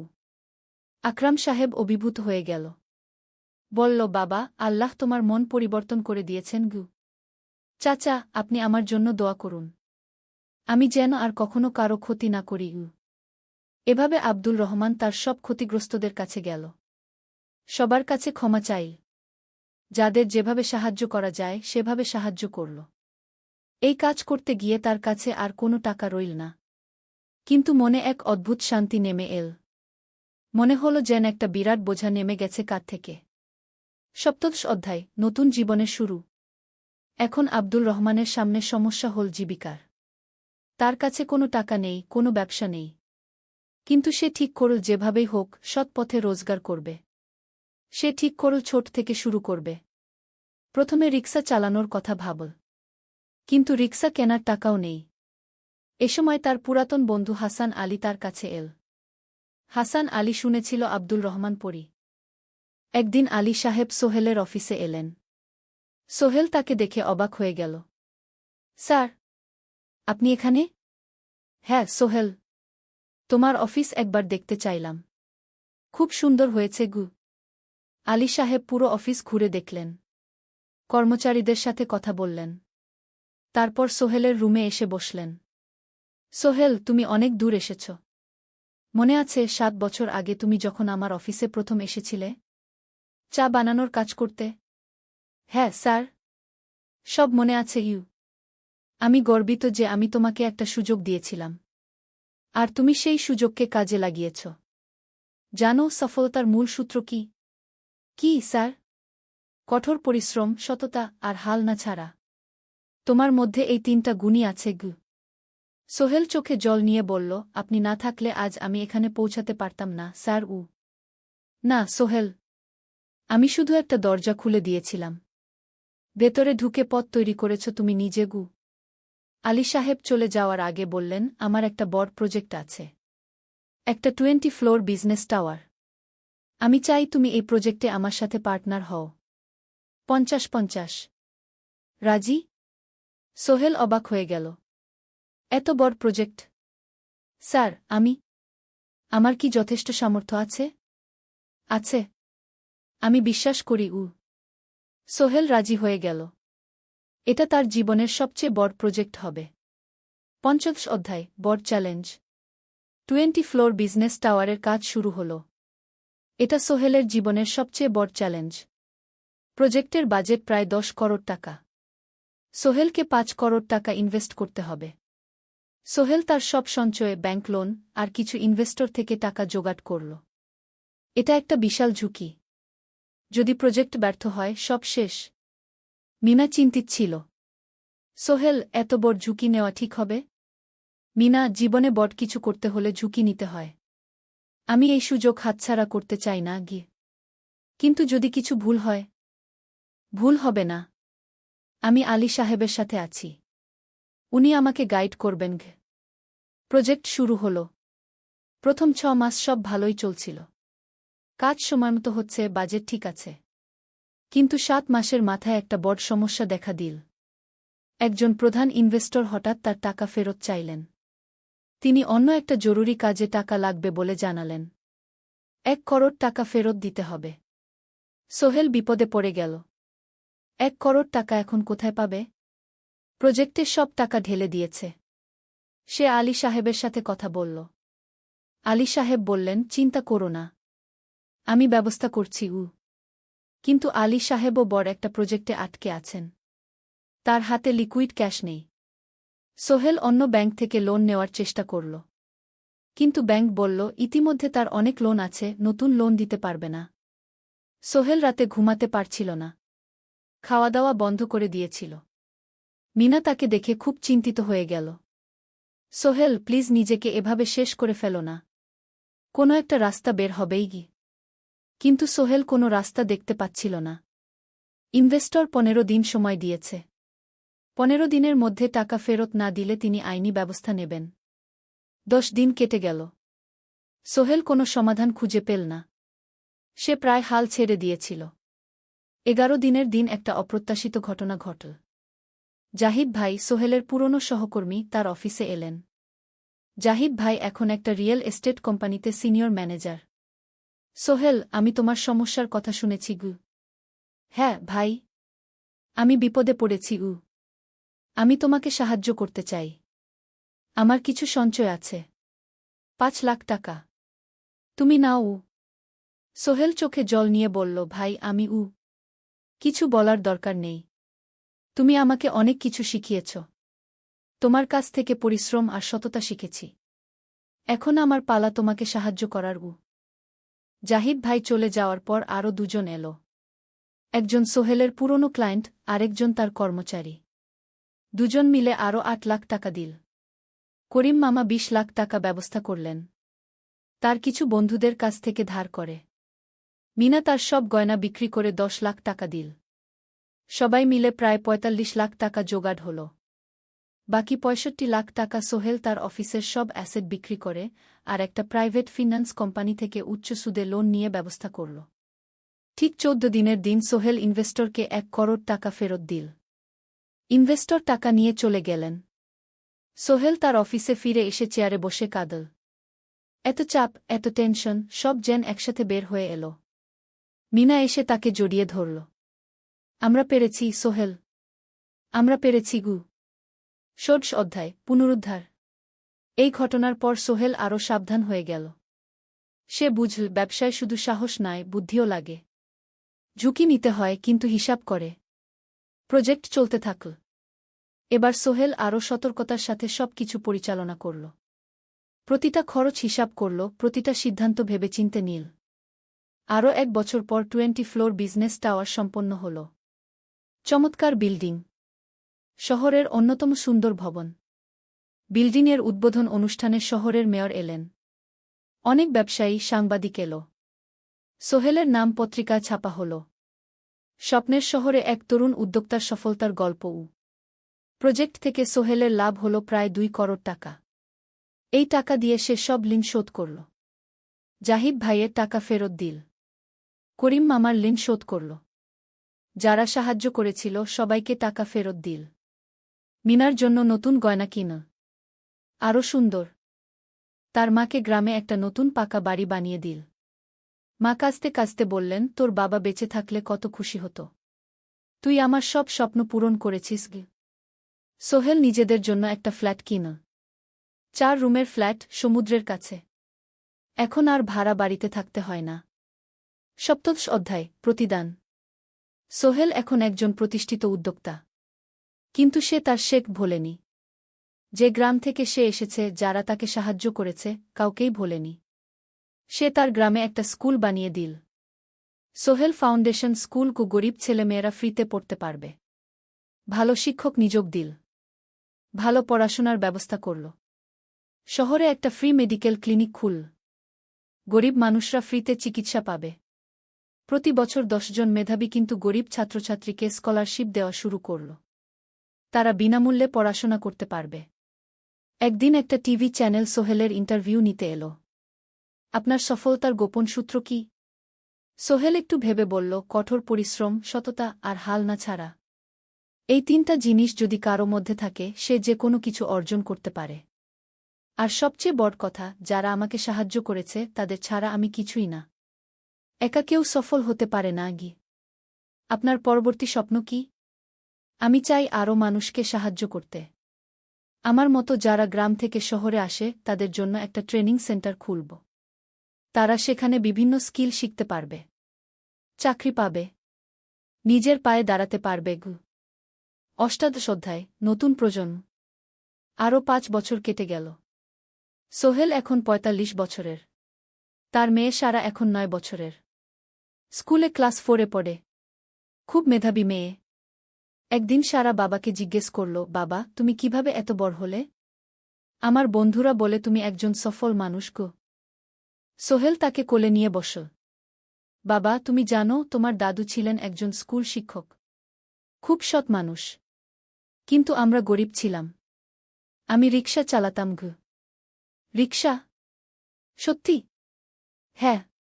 তারপর আমি এই শহরে এলাম। অনেক কষ্ট করেছি। কিন্তু হাল ছাড়িনি। মানুষ আমাকে সাহায্য করেছে। আর আমি কঠোর পরিশ্রম করেছি। বাবা, আমিও কি তোমার মতো হতে পারব? অবশ্যই পারবে, বাবা। তবে মনে রেখো, সফলতা মানে শুধু টাকা পয়সা না। সফলতা মানে ভালো মানুষ হওয়া। অন্যদের সাহায্য করা। সৎ থাকা। সারা মাথা নাডল। আমি ভালো মানুষ হব, বাবা। সোহেল তার মেয়েকে জড়িয়ে ধরল। মনে মনে ভাবল তার জীবনের সব কষ্ট সার্থক হয়েছে। মিনা রান্নাঘর থেকে ডাকল, খাবার তৈরি। এসো। সোহেল সারাকে নিয়ে ডাইনিং টেবিলে গেল। ঋতু এসেছে। সে এখন বিয়ে করেছে, তার একটা ছেলে হয়েছে। সোহেলের মা মাঝে মাঝে চট্টগ্রামে বেড়াতে আসেন। আজও এসেছেন। সবাই মিলে খেতে বসল। হাসিগল্পে ভরা পরিবার। সোহেল তাকাল তার মায়ের দিকে, মিনার দিকে, সারার দিকে, ঋতুর দিকে। মনে হল, জীবনে আর কি চাই? খাওয়া শেষে সবাই বসে রইল। গল্প করছিল। হঠাৎ সোহেলের ফোন বাজল। অফিস থেকে। একটা জরুরি বিষয়। সোহেল ফোন রেখে দিয়ে মিনাকে বলল, একটা নতুন প্রজেক্টের প্রস্তাব এসেছে। একটা এতিমখানা বানানোর কাজ। সরকারি প্রজেক্ট। তুমি নেবে? অবশ্যই। এটা আমার স্বপ্নের প্রজেক্ট। যেসব বাচ্চাদের বাবা মা নেই, তাদের জন্য একটা সুন্দর জায়গা। মিনা হাসল। তুমি কখনো বদলাও না। এখনো অন্যদের কথা ভাবো। এটাই তো জীবন, মিনা। শুধু নিজের জন্য বাঁচলে কি হবে? ঊনবিংশ অধ্যায়, উত্তরাধিকার। 10 বছর আরও কেটে গেল। সোহেল এখন 55 বছরের। তার চুলে পাক ধরেছে। কিন্তু শক্তি এখনও আগের মতোই। সারা এখন 19 বছরের। সে বিশ্ববিদ্যালয়ে ইঞ্জিনিয়ারিং পড়ছে। সে চায় বাবার মতো কনস্ট্রাকশন ইন্ডাস্ট্রিতে কাজ করতে। একদিন সারা বাবাকে বলল, বাবা, আমি তোমার কোম্পানিতে কাজ করতে চাই। এখনও তো তোর পড়াশোনা বাকি। জানি। কিন্তু আমি এখন থেকেই শিখতে চাই। ছুটির দিনে তোমার সাথে সাইটে যেতে চাই। দেখতে চাই কিভাবে কাজ হয়। সোহেল খুশি হয়ে গেল। তার মেয়ে তার পথ অনুসরণ করতে চায়। ঠিক আছে। কিন্তু শর্ত হল, তোকে সবকিছু নিজ থেকে শিখতে হবে। কোনো স্পেশাল ট্রিটমেন্ট পাবি না। আমি তো তাই চাই, বাবাগু। সারা তার বাবার সাথে কাজ শিখতে শুরু করল। সে দেখল কিভাবে শ্রমিকরা কাজ করে, কিভাবে ম্যাটেরিয়াল বাছাই করতে হয়, কিভাবে একটা প্রজেক্ট ম্যানেজ করতে হয়। সোহেল তাকে কোনো সহজ পথ দিল না। সারাকেও সবার মতো কষ্ট করতে হল। সাইটে রোদে দাঁড়িয়ে থাকতে হল। শ্রমিকদের সাথে কথা বলতে হল। কিন্তু সারা হাল ছাড়ল না। সে তার বাবার মেয়ে। পরিশ্রম করতে জানে। 3 বছর পর সারা গ্রাজুয়েট হল। সে সোহেলের কোম্পানিতে জুনিয়র প্রজেক্ট ম্যানেজার হিসেবে যোগ দিল। সোহেল ধীরে ধীরে সারাকে বড় দায়িত্ব দিতে শুরু করল। সারা তার বাবার মতোই সৎ, পরিশ্রমী। 20 অধ্যায়, সমাপ্তি নয়, নতুন শুরু। আরও 5 বছর পর। সোহেল এখন 60 বছরের। সে সিদ্ধান্ত নিল, এবার অবসর নেওয়ার সময় এসেছে। কোম্পানির দায়িত্ব সারাকে দেবে। একটা অনুষ্ঠান করা হল। সোহেল আনুষ্ঠানিকভাবে কোম্পানির চেয়ারম্যান পদ থেকে অবসর নিল। সারা হল নতুন ম্যানেজিং ডিরেক্টর। সোহেল তার বক্তব্যে বলল, আমি যখন এই শহরে এসেছিলাম, আমার পকেটে ছিল মাত্র 5,000 টাকা। একটা ছোট্ট ব্যাগ। আর অনেক স্বপ্ন। আজ 40 বছর পর আমি পেছনে ফিরে তাকাই, দেখি একটা দীর্ঘ পথ। সেই পথে অনেক কষ্ট ছিল, অনেক বাধা ছিল। কিন্তু ছিল অনেক ভালোবাসাও। অনেক মানুষের সাহায্যও। আমি বিশ্বাস করি, সফলতা একা আসে না। এটা আসে অনেক মানুষের সমর্থন, ভালোবাসা আর বিশ্বাস নিয়ে। আমি যা কিছু অর্জন করেছি, তা আমার একার না। এটা আমার পরিবারের, আমার কর্মচারীদের, আমার বন্ধুদের, সবার। আজ আমি আমার মেয়ে সারার হাতে এই দায়িত্ব তুলে দিচ্ছি। আমি জানি সে আমার চেয়ে ভালো করবে। কারণ সে শিখেছে আমার ভুল থেকে, আমার অভিজ্ঞতা থেকে। অনুষ্ঠান শেষ হল। সবাই চলে গেল।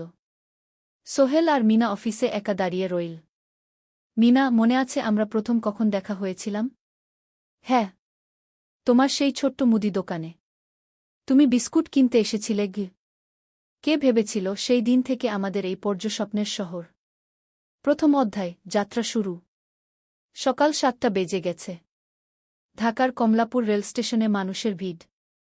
চারদিকে চা বিস্কুট বিক্রেতাদের চিৎকার, ট্রেনের হর্ন আর যাত্রীদের কোলাহল। এই বিশাল ভিড়ের মধ্যে একটা ছোট্ট ব্যাগ হাতে দাঁড়িয়ে আছে সোহেল। বয়স মাত্র ২২। গায়ের রং শ্যামলা, চোখে স্বপ্নের ঝিলিক। ভাইজা, চট্টগ্রামের টিকিট আছে? সোহেল টিকিট কাউন্টারের সামনে দাঁড়িয়ে জিজ্ঞেস করল। আছে। ৩০ টাকা। কাউন্টারের লোকটা উত্তর দিল।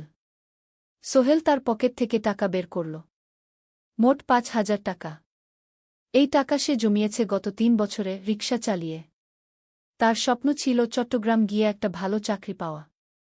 গ্রামে আর থাকতে চায় না সে। বাবা মারা গেছেন ১০ বছর আগে। মা আর ছোট বোন ঋতুকে নিয়ে সংসার চালাচ্ছিল রিকশা চালিয়ে। কিন্তু এভাবে তো আর সারা জীবন চলবে না। টিকিট কেটে সোহেল প্ল্যাটফর্মে এলো। ট্রেন ছাড়বে আর মাত্র ১৫ মিনিট পরে। সে একটা বেঞ্চে বসে পড়ল। ব্যাগটা বুকের কাছে চেপে ধরল। এই ব্যাগে আছে তার সব সম্পদ, কিছু কাপড়, একটা ছোট্ট ফটো ফ্রেমে বাবা মায়ের ছবি, আর কিছু টাকা। কোথায় যাচ্ছেন? পাশে বসা একজন বয়স্ক মানুষ জিজ্ঞেস করলেন। চট্টগ্রাম কাকা। চাকরি খুঁজতে যাচ্ছি কি? সোহেল বিনয়ের সাথে উত্তর দিল। ভালো। তবে শহরে সাবধানে থাকবেন। শহর মানে অনেক সুযোগ, কিন্তু অনেক ফাঁদও আছে। বয়স্ক লোকটা বললেন। সোহেল মাথা নাড়ল। সে জানে শহরের জীবন সহজ না। কিন্তু তার কোনো বিকল্প নেই। গ্রামে রিকশা চালিয়ে মাসে ৩,৫০০ টাকা আয় হতো। তার মধ্যে সংসার চালাতে হতো, বোনের স্কুলের খরচ দিতে হতো, মায়ের ওষুধের খরচ দিতে হতো। কিছুই বাঁচত না। আর এই জীবন থেকে বেরোনোর একটাই পথ, শহরে গিয়ে ভালো কাজ খুঁজে নেওয়া। সোহেল মনে মনে ভাবল তার বাবার কথা। বাবা ছিলেন একজন স্কুল শিক্ষক। খুব সৎ মানুষ ছিলেন। সবসময় বলতেন, সোহেল, তুই লেখাপড়া শিখে বড় মানুষ হবি। আমাদের পরিবারে আর কেউ বড় চাকরি করেনি। তুই করবি। কিন্তু বাবা যখন মারা গেলেন তখন সোহেল মাত্র এসএসসি পরীক্ষা দিয়েছে। ফলাফল ভালো হয়েছিল, জিপিএ অর্ধচতু। কিন্তু বাবার মৃত্যুর পর আর পড়া হল না। পরিবারের দায়িত্ব নিতে হল। ট্রেন ছাড়ল। সোহেল জানালার পাশে বসে বাইরে তাকাল। ধানক্ষেত, নদী, ছোট ছোট গ্রাম, সব পেছনে ফেলে ট্রেন এগিয়ে চল। সোহেলের মনে হল সে যেন তার পুরনো জীবনটাকেও পেছনে ফেলে আসছে। ট্রেনে একজন হকার এসে চা বিক্রি করছিল। সোহেল একটা চা কিনল। ১০ টাকা। চা খেতে খেতে সে ভাবছিল, চট্টগ্রাম পৌঁছে কি হবে? করিম মামা তাকে সাহায্য করবেন তো? চাকরি পাওয়া যাবে তো? করিম মামা আসলে সোহেলের খুব দূর সম্পর্কের মামা। সোহেলের দাদির বোনের ছেলে। অনেক বছর আগে গ্রাম ছেড়ে চট্টগ্রামে চলে গিয়েছিলেন। সেখানে একটা কনস্ট্রাকশন কোম্পানিতে কাজ করেন। বছরে একবার দুবার গ্রামে আসতেন। গত বছর যখন এসেছিলেন তখন সোহেলের মাকে বলেছিলেন সোহেলকে চট্টগ্রাম পাঠান। আমি একটা কাজের ব্যবস্থা করে দেব। সেই কথাতেই ভরসা করে সোহেল আজ এই যাত্রা। দ্বিতীয় অধ্যায়, নতুন শহর। চট্টগ্রাম পৌঁছাতে প্রায় ৬ ঘণ্টা লেগে গেল। দুপুর ১টা বাজে। সোহেল স্টেশন থেকে বের হয়ে শহরের রাস্তায় দাঁড়াল। কি বিশাল শহর! এত গাড়ি, এত মানুষ। চারদিকে উঁচু উঁচু বিল্ডিং, দোকানপাট, মানুষের ভিড়। সোহেল কিছুক্ষণ দাঁড়িয়ে থাকল সব কিছু দেখতে দেখতে। তার মনে হচ্ছিল সে যেন অন্য কোনো পৃথিবীতে এসে পড়েছে। তার পকেটে একটা ছোট্ট কাগজ আছে। সেখানে লেখা একটা ঠিকানা, করিম মিয়া, বাড়ি নং ২৩, রোড নং ৫, আগ্রাবাদ, চট্টগ্রামকে। সোহেল একটা রিকশা ডাকল। কত নেবেন আগ্রাবাদ যেতে? ৫০ টাকা। সোহেল রিকশায় উঠল। রাস্তার দুধারে দোকান, মার্কেট, অফিস, সব কিছু দেখতে দেখতে সে অবাক হয়ে গেল। এত বড় শহর, এত কিছু! গ্রামের সেই ছোট্ট বাজারের সাথে কোনো তুলনাই হয় না। প্রায় আধা ঘণ্টা পর রিকশা একটা পুরনো বাড়ির সামনে থামল। ৩ তলা বাড়ি, কিন্তু রং উঠে গেছে। সিঁড়ি দিয়ে উঠে ৩য় তলায় করিম মামার ফ্ল্যাটে নক করল।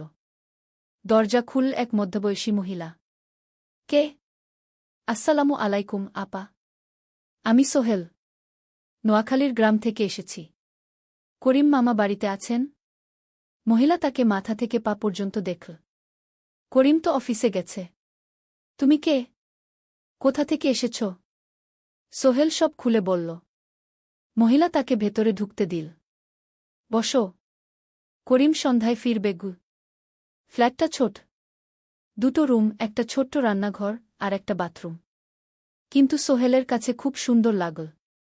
গ্রামের সেই টিনের ঘরের চেয়ে তো অনেক ভালো।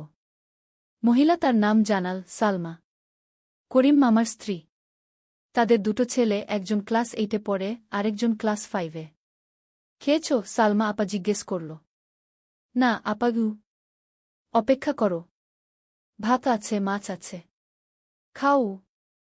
সোহেল প্রথমে রাজি হতে চাইল না, কিন্তু খুব খিদে পেয়েছিল। সকাল থেকে শুধু একটা চা আর বিস্কুট খেয়েছে। খাওয়া দাওয়ার পর সোহেল বসে রইল। সালমা আপা তাকে গল্প করতে লাগল। তোমার মা কেমন আছেন? তোমার বোন? ভালো আছে আপা। মার একটু গেটে বাত আছে। ওষুধ খাচ্ছেন। বোন স্কুলে পড়ে কু। তুমি কি করতে চাও এখানে? চাকরি খুঁজছি আপা। যে কোনো কাজ করব। বাসায় মা আর বোনকে টাকা পাঠাতে হবে। সালমা আপা মাথা নাড়ল। করিম তোমার জন্য কিছু একটা করবে। সে ভালো মানুষ গ। সারাদিন অপেক্ষা করল সোহেল। সন্ধ্যা 6টায় করিম মামা ফিরলেন। 50-এর কাছাকাছি বয়স, কালো রঙের প্যান্ট শার্ট পরা, হাতে একটা ব্যাগ। আরে সোহেল, কবে এলি? করিম মামা খুশি হয়ে বললেন। আজ সকালে মামা গু। করিম মামা তাকে জড়িয়ে ধরলেন। অনেকদিন পর দেখলাম। কেমন আছিস? ভালো আছি মামা গি। ভালো করেছিস এসে। এখানে অনেক সুযোগ আছে। তোর জন্য একটা কাজের ব্যবস্থা করে দেব। তবে প্রথমে কয়েকদিন এখানে থাক। শহরটা একটু চিনে নে। তারপর কাজে যোগ দিবি। সোহেলের মনে আসার আলো জ্বল। সে ভাবল হয়তো তার ভাগ্য এবার পাল্টাবে। 3য় অধ্যায়, প্রথম চাকরি। 1 সপ্তাহ পরে করিম মামা সোহেলকে তার কোম্পানিতে নিয়ে গেলেন। কোম্পানির নাম আলামিন কনস্ট্রাকশন। অফিসটা শহরের কেন্দ্রে 5 তলা একটা বিল্ডিংয়ের দোতলায়। মালিক আলী সাহেব। 50-এর কাছাকাছি বয়স, মোটা চেহারা, চোখে সোনার ফ্রেমের চশমা। বড়লোক মানুষ, কিন্তু খুব কড়া। এই ছেলেটাকে কি কাজে লাগাবেন? আলী সাহেব করিম মামাকে জিজ্ঞেস করলেন। স্যার, ও আমার আত্মীয়। গ্রাম থেকে এসেছে। খুব পরিশ্রমী। যে কোনো কাজে লাগাতে পারেন। আলী সাহেব সোহেলের দিকে তাকালেন। তুমি কি পড়েছ? Sir, SSC pass. জিপিএ অর্ধচতু। হুম। ভালো। কম্পিউটার চালাতে পারো? না স্যার, পারি না। কিন্তু শিখতে চাই। আলী সাহেব একটু ভাবলেন। ঠিক আছে। তোমাকে অফিসের কাজে রাখব। ফাইল গুছানো, চা বানানো, কাগজপত্র নিয়ে যাওয়া, না এসব। মাসে 5,000 টাকা। রাজি আছো? জি স্যার। সোহেল খুশি হয়ে গেল। 5,000 টাকা। রিকশা চালিয়ে 3,500 পেত। এখানে 5,000। কাজ শুরু হলো পরদিন থেকে। সকাল 8টায় অফিসে যেতে হয়, ফিরতে হয় সন্ধ্যা 7টায়। প্রথম দিন সোহেল ঘুম থেকে উঠল ভোর 5টায়। তৈরি হয়ে 7:30টায় অফিসের উদ্দেশ্যে বের হল। করিম মামার বাড়ি থেকে অফিস প্রায় 5 কিলোমিটার। বাসে যেতে হয়। অফিসে পৌঁছে সোহেল দেখল সেই প্রথম আলী সাহেব এখনো আসেননি। অফিস খোলা ছিল না। 8-10 মিনিট পর একজন লোক এসে অফিস খুল। তুমি নতুন? জি। আমি সোহেল গু। আমি জাহিদ, অ্যাসিস্ট্যান্ট ম্যানেজার। এসো। জাহিদ ভাই সোহেলকে সব কিছু দেখাল। অফিসে মোট 6 জন কর্মচারী। 2 জন ইঞ্জিনিয়ার, একজন অ্যাকাউন্ট্যান্ট, একজন অ্যাসিস্ট্যান্ট ম্যানেজার, জাহিদ ভাই, একজন রিসেপশনিস্ট, আর এখন সোহেল। সোহেলের কাজ শুরু হলো চা বানানো দিয়ে।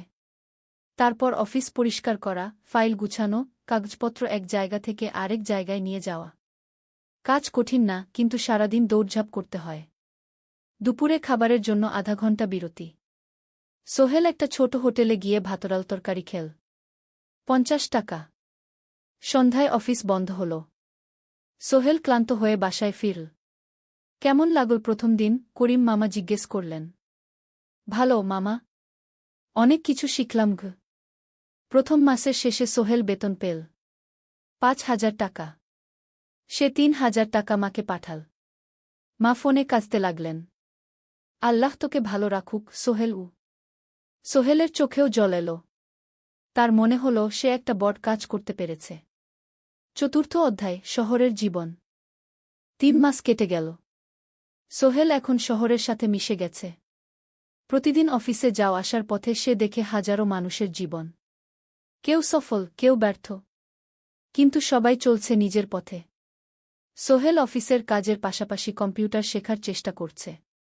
অফিসে একটা কম্পিউটার আছে। যখন কেউ ব্যবহার করে না, তখন সোহেল একটু একটু শিখার চেষ্টা করে। জাহিদ ভাই তাকে সাহায্য করেন। সোহেল, তুমি যদি কম্পিউটার ভালোভাবে শিখতে পারো, তাহলে তোমার ভবিষ্যৎ উজ্জ্বল। জাহিদ ভাই একদিন বললেন। কিভাবে শিখব ভাই? ট্রেনিং সেন্টারে যাও। সন্ধ্যায় ক্লাস আছে। মাসে 2000 টাকা লাগবে গি। সোহেল ভাবল, 2000 টাকা অনেক, কিন্তু এটা বিনিয়োগ, ভবিষ্যতের জন্য। সে একটা ট্রেনিং সেন্টারে ভর্তি হল। সপ্তাহে 3 দিন, সন্ধ্যা 7:30 থেকে রাত 9টা পর্যন্ত ক্লাস। কম্পিউটারের basic, Word, Excel, PowerPoint, internet ব্যবহার। একদিন অফিস থেকে ফেরার সময় সোহেল একটা দোকানে চা খেতে গেল। দোকানের পাশেই একটা ছোট্ট মুদি দোকান। সেখানে একটা মেয়ে বসে আছে। বয়স হবে 20-এর কাছাকাছি। সাদাসিধে চেহারা, সাদা শাড়ি পরা, কিন্তু চোখে এক ধরনের দৃঢ়তা। ভাইজা, 1 প্যাকেট বিস্কুট দেন কি? সোহেল বলল। মেয়েটা বিস্কুট দিল। 20 টাকা। সোহেল টাকা দিয়ে যাচ্ছিল, হঠাৎ মেয়েটা বলল, আপনি নতুন এসেছেন এই এলাকায়, তাই না? হ্যাঁ। 3 মাস হল। কিভাবে বুঝলেন? আপনার চেহারা দেখেই বোঝা যায়। এখনও গ্রামের ছোঁয়া আছে। আর আপনি প্রতিদিন এই পথ দিয়ে যান। দেখেছি কি? মেয়েটা হাসল। সোহেলও হেসে ফেল। আপনি খুব পর্যবেক্ষক মনে হচ্ছে গি। জীবনে অনেক কিছু দেখেছি, তাই মানুষকে চিনতে শিখেছি গি। আপনার নাম? মিনা। এই দোকান আমার বাবার। উনি অসুস্থ, তাই আমি দেখছি গু। সেদিন থেকে সোহেল প্রায়ই সেই দোকানে যেতে শুরু করল। মিনার সাথে গল্প করত। ধীরে ধীরে তাদের মধ্যে একটা বন্ধুত্ব তৈরি হল। মিনাও তার জীবনের গল্প বলল। মিনার মা মারা গেছেন যখন সে মাত্র 7 বছরের। বাবা আব্দুল হামিদ একা হাতে মিনাকে বড় করেছেন। মুদি দোকান দিয়ে সংসার চালান। মিনা কলেজে পড়ে, অনার্স 2nd ইয়ার। সকালে কলেজে যায়, দুপুরে ফিরে এসে দোকান সামলায়। বাবার হার্টের সমস্যা আছে, তাই ভারী কাজ করতে পারেন না। তোমার স্বপ্ন কি? একদিন সোহেল জিজ্ঞেস করল। গ্র্যাজুয়েশন শেষ করে একটা ভালো চাকরি করব। তারপর বাবাকে ভালো চিকিৎসা করাব। তুমি? আমিও চাকরি করে পরিবারকে ভালোভাবে দেখভাল করতে চাই। মা আর বোনকে নিয়ে শহরে আনব একদিন গু। দুজনেই নিজেদের স্বপ্নের কথা বলতে গিয়ে বুঝল তাদের স্বপ্ন অনেকটা একই রকম। 5ম অধ্যায়, বিপদ। 6 মাস কেটে গেল। সোহেল এখন আলী সাহেবের খুব প্রিয় কর্মচারী। সে শুধু চা বিস্কুট দেওয়ার কাজই করে না, এখন কম্পিউটারেও কিছু কাজ শিখেছে। ছোটখাটো টাইপিং, ডেটা এন্ট্রি, এসব করতে পারে। আলী সাহেব খুশি হয়ে তার বেতন বাড়িয়ে 8000 টাকা করে দিয়েছেন। একদিন রাতে সোহেল অফিস থেকে ফিরছিল। সেদিন একটু দেরি হয়ে গেছে। রাত প্রায় 9টা। সাধারণত সোহেল সন্ধ্যা 7:30টায় ফিরে। কিন্তু সেদিন অফিসে একটা জরুরি কাজ ছিল। বাস থেকে নেমে সোহেল বাড়ির দিকে হাঁটছিল। হঠাৎ একটা অন্ধকার গলিতে 3 জন লোক তাকে ঘিরে ধরল। তাদের চেহারা দেখেই বোঝা যাচ্ছিল ভালো উদ্দেশ্য নিয়ে আসেনি। টাকা দে তাড়াতাড়ি, একজন বলল। তার হাতে একটা ছুরি। সোহেল ভয় পেয়ে গেল।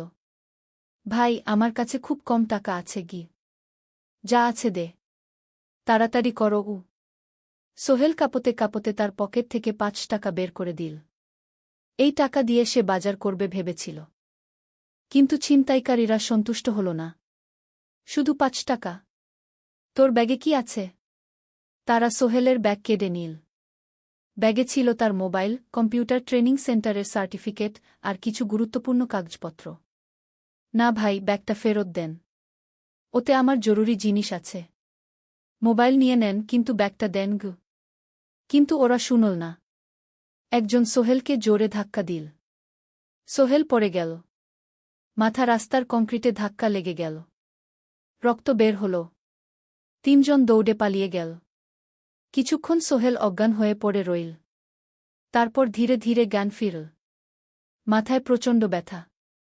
সে উঠে দাঁড়ানোর চেষ্টা করল, কিন্তু মাথা ঘুরছিল। কোনোমতে একটা দেয়াল ধরে দাঁড়াল। একজন পথচারী তাকে দেখে থামল। কি হয়েছে ভাই? ছিনতাই হয়েছে কি? এসো, আমি তোমাকে হাসপাতালে নিয়ে যাই। কিন্তু সোহেল রাজি হল না। না, ঠিক আছি, বাড়ি যেতে পারব। সে কোনোমতে করিম মামার বাড়িতে পৌঁছাল। দরজা খুলেই সালমা আপা চিৎকার করে উঠলেন। ও আল্লাহ! কি হয়েছে? করিম মামা দৌড়ে এলেন। সোহেলকে ভেতরে নিয়ে গেলেন। তার মাথায় জল ঢেলে রক্ত পরিষ্কার করলেন। ক্ষতটা বেশ গভীর। হাসপাতালে যেতে হবে কি? করিম মামা বললেন। তারা একটা অটোরিকশা নিয়ে নিকটস্থ হাসপাতালে গেলেন। ডাক্তার সোহেলের মাথায় 3টা সেলাই দিলেন। বলল, 1 সপ্তাহ বিশ্রাম নিতে হবে। কোনো ভারী কাজ করা যাবে না। হাসপাতাল থেকে ফিরে সোহেল শুয়ে রইল। তার মনে হচ্ছিল সবকিছু শেষ হয়ে গেছে। মোবাইল চলে গেছে, গুরুত্বপূর্ণ কাগজপত্র চলে গেছে। এখন 1 সপ্তাহ অফিস করতে পারবে না। পরদিন সকালে করিম মামা আলী সাহেবকে ফোন করে সব জানালেন। আলী সাহেব বললেন, ঠিক আছে, সোহেল ভালো হয়ে এলে আসবে, চিন্তার কিছু নেই গি। মিনা যখন এই খবর শুনল, সে সন্ধ্যায় সোহেলকে দেখতে এল করিম মামার বাড়িতে। সাথে এনেছিল কিছু ফল। কি হয়েছিল? মিনা চিন্তিত গলায় জিজ্ঞেস করল। সোহেল সব বলল। মিনা রেগে গেল। এই শহরে এখন অনেক অপরাধ বেড়ে গেছে। পুলিশ কিছু করে না। তুমি পুলিশে রিপোর্ট করেছ? না, লাভ নেই। তবুও করা উচিত। তোমার মোবাইলটা হয়তো খুঁজে পাওয়া যাবে গি। করিম মামা সোহেলকে নিয়ে পুলিশ স্টেশনে গেলেন। জেনারেল ডায়েরি করলেন। কিন্তু পুলিশ খুব একটা আশা দিল না। দেখি কিছু করা যায় কিনা গু। সোহেল বুঝল মোবাইল আর ফিরবে না। সেই 1 সপ্তাহ সোহেলের জীবনের সবচেয়ে কঠিন সময় ছিল। সে শুধু শারীরিকভাবেই ক্ষতিগ্রস্ত হয়নি, মানসিকভাবেও ভেঙে পড়েছিল। প্রতিরাতে দুঃস্বপ্ন দেখত। সেই 3 জন ছিনতাইকারীর মুখ ভুলতে পারছিল না। মিনা প্রায় প্রতিদিন আসত। তাকে সাহস দিত। তুমি হাল ছেড়ো না সোহেল। জীবনে এরকম খারাপ সময় আসে। কিন্তু এটা কাটিয়ে ওঠাই হলো আসল বীরত্ব। সোহেলের মা গ্রাম থেকে ফোন করতেন। করিম মামার মোবাইল থেকে। তুই ভালো আছিস তো? সোহেল মাকে সব সত্যি বলেনি। শুধু বলেছে, হ্যাঁ মা, ভালো আছি। একটু জ্বর হয়েছিল। এখন ভালো। 1 সপ্তাহ পর সোহেল আবার অফিসে গেল। আলী সাহেব তাকে দেখে খুশি হলেন। কেমন আছো? ভালো আছি স্যার। ঠিক আছে, তবে প্রথম কয়েকদিন হালকা কাজ করবে গু। সোহেল আবার কাজে মন দিল। কিন্তু একটা জিনিস তাকে খুব কষ্ট দিচ্ছিল, তার মোবাইল নেই। মায়ের সাথে কথা বলতে পারছে না নিয়মিত। করিম মামার মোবাইল চাইতে সংকোচ লাগে। একদিন জাহিদ ভাই তাকে ডাকলেন। সোহেল, আমার একটা পুরনো মোবাইল আছে, তুমি ব্যবহার করো? না ভাই, আমি নাও, আমার কাজে লাগছে না, তুমি রাখো গু। সোহেল কৃতজ্ঞতায় প্রায় কেঁদে ফেল। ধন্যবাদ ভাই। মোবাইল পেয়ে সোহেল প্রথমেই মাকে ফোন করল। মা খুব খুশি হলেন। এতদিন ফোন করিসনি কেন? মা, মোবাইলটা নষ্ট হয়ে গিয়েছিল, নতুন নিয়েছি। মায়ের গলায় স্বস্তি ফুটে উঠল। 6ষ্ঠ অধ্যায়, নতুন সুযোগ। আরও 3 মাস কেটে গেল। সোহেল পুরোপুরি সুস্থ হয়ে গেছে। তার জীবন আবার স্বাভাবিক হয়ে এসেছে। সে এখন কম্পিউটার ট্রেনিং শেষ করেছে, সার্টিফিকেট পেয়েছে। কিন্তু একটা ঘটনা তার জীবনে বড় পরিবর্তন নিয়ে এল। একদিন সকালে আলী সাহেব তাকে ডাকলেন। সোহেল, বসো। সোহেল বসল। মনে একটু ভয় লাগছিল। আলী সাহেব কি তাকে বকবেন? সোহেল, তুমি তো এখন কম্পিউটার চালাতে পারো? জি স্যার, একটু একটু শিখেছি। ভালো, আমি তোমার কাজ দেখছি। তুমি খুব পরিশ্রমী আর সৎ। আমাদের কোম্পানিতে এরকম মানুষের দরকার গু। সোহেল কিছু বুঝতে পারছিল না। আমি তোমাকে একটা সুযোগ দিতে চাই। আমাদের কোম্পানি একটা ট্রেনিং প্রোগ্রাম চালু করছে নতুন কর্মচারীদের জন্য। 6 মাসের কোর্স। কম্পিউটার অ্যাকাউন্টিং, ভবন নির্মাণের হিসাব নিকাশ, প্রজেক্ট ম্যানেজমেন্ট সব শিখবে। কোম্পানি সব খরচ দেবে। ট্রেনিংয়ের সময় তোমার বেতনও চলবে। রাজি আছো? সোহেল বিশ্বাস করতে পারছিল না। স্যার, সত্যি? আমাকে এত বড় সুযোগ দিচ্ছেন? হ্যাঁ। তুমি ভালো ছেলে, পরিশ্রমী। আমি তোমাকে এগিয়ে দিতে চাই। ভবিষ্যতে তুমি এই কোম্পানির একজন গুরুত্বপূর্ণ কর্মচারী হবে। সোহেল কৃতজ্ঞতায় প্রায় কেঁদে ফেল। ধন্যবাদ স্যার। আমি কঠোর পরিশ্রম করব। আমি জানি। সেদিন সন্ধ্যায় সোহেল মিনার দোকানে গেল। মিনাকে খবরটা দিল। মিনা খুব খুশি হল। তার চোখে জল এসে গেল। তুমি পারবে সোহেল। আমি জানি। সোহেল তার মা আর বোনকেও ফোন করে খবরটা দিল। মা কাঁদতে লাগলেন। তোর বাবা বেঁচে থাকলে কত খুশি হতো। ট্রেনিং শুরু হলো পরের মাস থেকে। প্রতিদিন সকালে 3 ঘন্টা ক্লাস, তারপর বাকি সময় অফিসের কাজ। ক্লাসে 5 জন নতুন কর্মচারী। সবাই তরুণ, উৎসাহী। শিক্ষক ছিলেন একজন অভিজ্ঞ ইঞ্জিনিয়ার। নাম রহিম স্যার। তিনি খুব ভালোভাবে সব কিছু বুঝাতেন। কম্পিউটার অ্যাকাউন্টিং, এক্সেলে জটিল ক্যালকুলেশন, প্রজেক্টের বাজেট তৈরি, সময় ব্যবস্থাপনা সব। সোহেল পুরো মনোযোগ দিয়ে শিখতে লাগল। সন্ধ্যায় বাড়ি ফিরে প্র্যাকটিস করত। করিম মামার ছেলের কাছ থেকে একটা ল্যাপটপ ধার নিত কখনো কখনো। 6 মাস পরে ট্রেনিং শেষ হল। সবাই সার্টিফিকেট পেল। আলী সাহেব একটা অনুষ্ঠান করলেন। সোহেল সেরা পারফর্মার হিসেবে একটা বিশেষ পুরস্কার পেল, 5,000 টাকা বোনাস।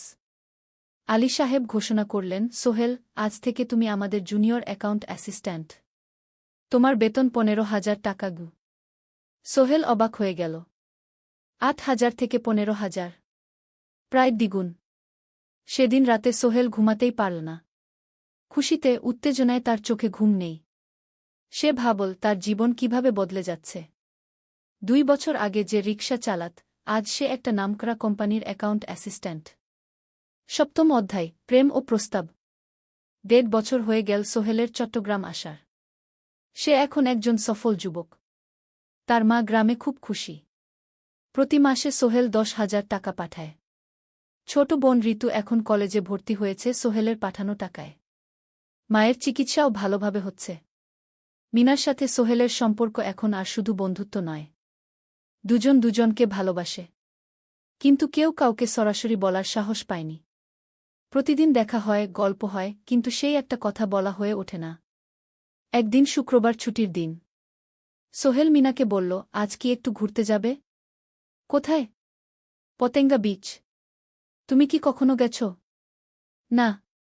কিন্তু আমার দোকান। শুক্রবার। তোমার বাবা সামলাবে। মিনা রাজি হয়ে গেল। দুপুরে দুজনে বাস নিয়ে পতেঙ্গা গেল। সমুদ্র দেখে মিনা অবাক হয়ে গেল। কি সুন্দর। দুজনে বালিতে বসল। ঢেউয়ের শব্দ শুনতে শুনতে গল্প করছিল। হঠাৎ সোহেল বলল, মিনা, তোমার সাথে কিছু বলার ছিল। বলো। সোহেল একটা লম্বা শ্বাস নিল। তুমি জানো আমি তোমাকে ভালোবাসি। মিনা হাসল। তার চোখ ভিজে গেল। জানি। আমিও তোমাকে ভালোবাসি সোহেল। সোহেল অবাক হয়ে গেল। সত্যি? হ্যাঁ। অনেকদিন ধরেই জানি। তুমি আমার জীবনে এসে সব কিছু বদলে দিয়েছ। তোমার সাথে থাকলে আমার মনে হয় আমি যে কোনো কিছু করতে পারব। দুজনে কিছুক্ষণ চুপ করে বসে রইল। সমুদ্রের ঢেউ এসে পায়ে লাগছিল।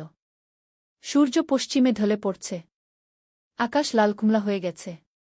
কিন্তু আমার বাবার সাথে কথা বলতে হবে কি? মিনা বলল। আমি তৈরি। যখন বলবে তখন বলবো। পরের সপ্তাহে সোহেল মিনার বাবার সাথে কথা বলল। আব্দুল হামিদ সাহেব প্রথমে একটু দ্বিধা করলেন। তুমি কোনো পরিবারের ছেলে? তোমার বাবা কি করতেন? সোহেল সব সত্যি বলল। তার বাবা ছিলেন স্কুল শিক্ষক। মারা গেছেন 10 বছর আগে। মা গ্রামে থাকেন। ছোট বোন কলেজে পড়ে। তুমি নিজে কি করো? আমি আলামিন কনস্ট্রাকশন কোম্পানিতে জুনিয়র অ্যাকাউন্ট অ্যাসিস্ট্যান্ট। মাসে 15,000 টাকা বেতন। আব্দুল হামিদ সাহেব ভাবলেন। তারপর বললেন, দেখো মিনা আমার একমাত্র সন্তান। তার মা নেই। আমি একা তাকে বড় করেছি। আমি চাই মিনা একজন ভালো ছেলের সাথে বিয়ে হোক। তুমি দেখতে ভালো ছেলে মনে হচ্ছে, কিন্তু আমাকে তোমার মায়ের সাথে দেখা করতে হবে। তোমার পরিবারকে জানতে হবে। জি আঙ্কেল, আমি ব্যবস্থা করছি। সোহেল খুশিতে আটখানা। সে সেদিন রাতেই তার মাকে ফোন করল। মাকে সব বলল। মা প্রথমে অবাক হলেন, তারপর খুশি হলেন। মিনা মেয়েটা কেমন? খুব ভালো মা, তুমি দেখলে পছন্দ করবে। ঠিক আছে, আমি আর ঋতু আসছি চট্টগ্রাম। 2 সপ্তাহ পর সোহেলের মা আর বোন চট্টগ্রাম এলো। সোহেল তাদের নিয়ে মিনার বাড়িতে গেল। 2 পরিবার একসাথে বসল। মিনার বাবা সোহেলের মাকে দেখে খুশি হলেন। সোহেলের মা সহজ সরল ভদ্রমহিলা। আপনার ছেলে খুব ভালো, মিনা তাকে পছন্দ করে। আমিও রাজি। আব্দুল হামিদ সাহেব বললেন, আমার সোহেল সৎ ছেলে, মিনাকে খুব ভালোবাসে। আমি জানি ও মিনাকে সুখে রাখবে। কি সোহেলের মা বললেন। বিয়ের তারিখ ঠিক হল 3 মাস পর। এই 3 মাসে সোহেল যথেষ্ট টাকা জমাবে। বিয়ে হবে সাদামাটা কিন্তু সুন্দর। 8ম অধ্যায়, নতুন পথ। 3 মাস কেটে গেল দ্রুত। সোহেল প্রতিদিন কঠোর পরিশ্রম করছিল। অফিসে তার কাজের প্রশংসা হচ্ছে। আলী সাহেব তাকে এখন ছোটখাটো প্রজেক্টের হিসাব দেখতে দিচ্ছেন। সোহেল তার সঞ্চিত টাকা দিয়ে বিয়ের আয়োজন করল। বিয়ে হল মিনার বাড়ির কাছের একটা কমিউনিটি সেন্টারে। খুব বেশি লোক আসেনি। 2 পরিবারের আত্মীয় স্বজন আর অফিসের কয়েকজন সহকর্মী। কিন্তু অনুষ্ঠান ছিল খুব সুন্দর। সোহেল যখন মিনাকে বিয়ের পোশাকে দেখল, তার মনে হল পৃথিবীর সবচেয়ে সুন্দর মেয়ে সে। লাল শাড়ি পরা, মুখে হালকা মেকআপ, কিন্তু তার স্বাভাবিক সৌন্দর্য ছিল আসল। বিয়ের পর সোহেল একটা ছোট্ট ফ্ল্যাট ভাড়া নিল। 2 রুমের ফ্ল্যাট, মাসে ভাড়া 5,000 টাকা। মিনা এখনও তার পড়াশোনা চালিয়ে যাচ্ছে। আরও 1 বছর বাকি গ্র্যাজুয়েশন শেষ হতে। সোহেলের মা আর বোন গ্রামে ফিরে গেল। মা বলে গেলেন, সোহেল, মিনাকে ভালো রাখিস। মেয়েরা অনেক ত্যাগ করে সংসার করতে। জানি মা। নতুন জীবন শুরু হল। সোহেল সকালে অফিসে যায়, সন্ধ্যায় ফেরে। মিনা সকালে কলেজে যায়, দুপুরে ফিরে রান্না করে, ঘর গোছায়। সন্ধ্যায় দুজনে একসাথে বসে পড়াশোনা করে, গল্প করে, টিভি দেখে। জীবন সুন্দর ছিল, কিন্তু চ্যালেঞ্জও ছিল। মাসিক খরচ, ভাড়া 5,000, বাজার 3,000, বিদ্যুৎ গ্যাস 1,000, মায়ের জন্য 5,000, মিনার কলেজের খরচ 1,200। মোট প্রায় 14,000 টাকা। বাঁচত মাত্র 1,000 খানেক। কিন্তু সোহেল হাল ছাড়ল না। সে সন্ধ্যায় একটা কম্পিউটার ট্রেনিং সেন্টারে পার্ট টাইম পড়ানো শুরু করল। সপ্তাহে 3 দিন 2 ঘন্টা করে। এতে মাসে আরও 3,000 টাকা আসতে লাগল। মিনাও বসে থাকল না। সে বাড়িতে বসে কয়েকজন স্কুলের ছাত্রছাত্রীকে টিউশন পড়াতে শুরু করল। মাসে 2,000 টাকা আয়। এভাবে কেটে গেল 6 মাস। দুজন মিলে পরিবার চালাচ্ছে, স্বপ্ন দেখছে। একদিন সোহেল বলল, মিনা, আমি একটা নতুন স্বপ্ন দেখছি। কি? আমি নিজে একটা ছোট্ট কনস্ট্রাকশন কোম্পানি খুলতে চাই। ছোট ছোট প্রজেক্ট নেব। বাড়ি মেরামত, ছোট বিল্ডিং বানানো, এসব। তোমার কি যথেষ্ট অভিজ্ঞতা আছে? আছে। আমি 2 বছর ধরে এই কাজের সাথে জড়িত। অনেক কিছু শিখেছি। আর আলী সাহেবও আমাকে সাহায্য করবেন। কিন্তু টাকা কোথায়? কোম্পানি খুলতে তো অনেক টাকা লাগবে। আমি জমাচ্ছি। আরও 1 বছর কাজ করব, তারপর চেষ্টা করব। মিনা তাকে সমর্থন দিল। তুমি পারবে। তোমার মধ্যে সেই শক্তি আছে। 9ম অধ্যায়, চ্যালেঞ্জের সময়। কিন্তু ভাগ্য সবসময় অনুকূলে থাকে না। সোহেল যখন স্বপ্ন দেখছিল নিজের কোম্পানি খোলার, তখনই একটা বড় সমস্যা এলো। আলী সাহেবের কোম্পানি একটা বড় প্রজেক্ট পেয়েছিল। একটা 10তলা বিল্ডিং বানানোর কাজ। কিন্তু প্রজেক্টের প্রধান ইনভেস্টর হঠাৎ পালিয়ে গেল। তিনি কোম্পানির কাছ থেকে প্রায় 50 লাখ টাকা নিয়ে গেছেন, কিন্তু কাজ শেষ হয়নি। কোম্পানি বড় ক্ষতির মুখে পড়ল। আলী সাহেব অনেক কর্মচারীকে ছাঁটাই করতে বাধ্য হলেন। প্রায় 10 জনকে চাকরি থেকে বাদ দিলেন। বাকিদের বেতন কমাতে হল। সোহেলকে আলী সাহেব ডেকে বললেন, সোহেল, আমি তোমাকে রাখতে চাই। তুমি বিশ্বস্ত কর্মচারী। কিন্তু তোমার বেতন কমাতে হবে। 15,000 থেকে 10,000 সোহেল মনে মনে চিন্তায় পড়ে গেল। 10,000 টাকায় সংসার চলবে কিভাবে? মায়ের খরচ, ভাড়া, বাজার সব মিলিয়ে তো 14,000 টাকা লাগে। কিন্তু সে কিছু বলল না। ঠিক আছে স্যার। বাড়ি ফিরে সোহেল মিনাকে সব বলল। মিনা চিন্তিত হয়ে গেল। এখন কি হবে? চিন্তা করো না, আমি পার্ট টাইম টিউশনির সময় বাড়াব। আর তুমিও বেশি করে টিউশন নাও। কিন্তু আমার তো পড়াশোনাও আছে গি। জানি, কিন্তু এখন এটাই করতে হবে গু। সোহেল সন্ধ্যায় আরও 2টো জায়গায় পার্ট টাইম কাজ খুঁজল। একটা দোকানে সন্ধ্যায় হিসাব দেখার কাজ পেল, মাসে 2,000 টাকা।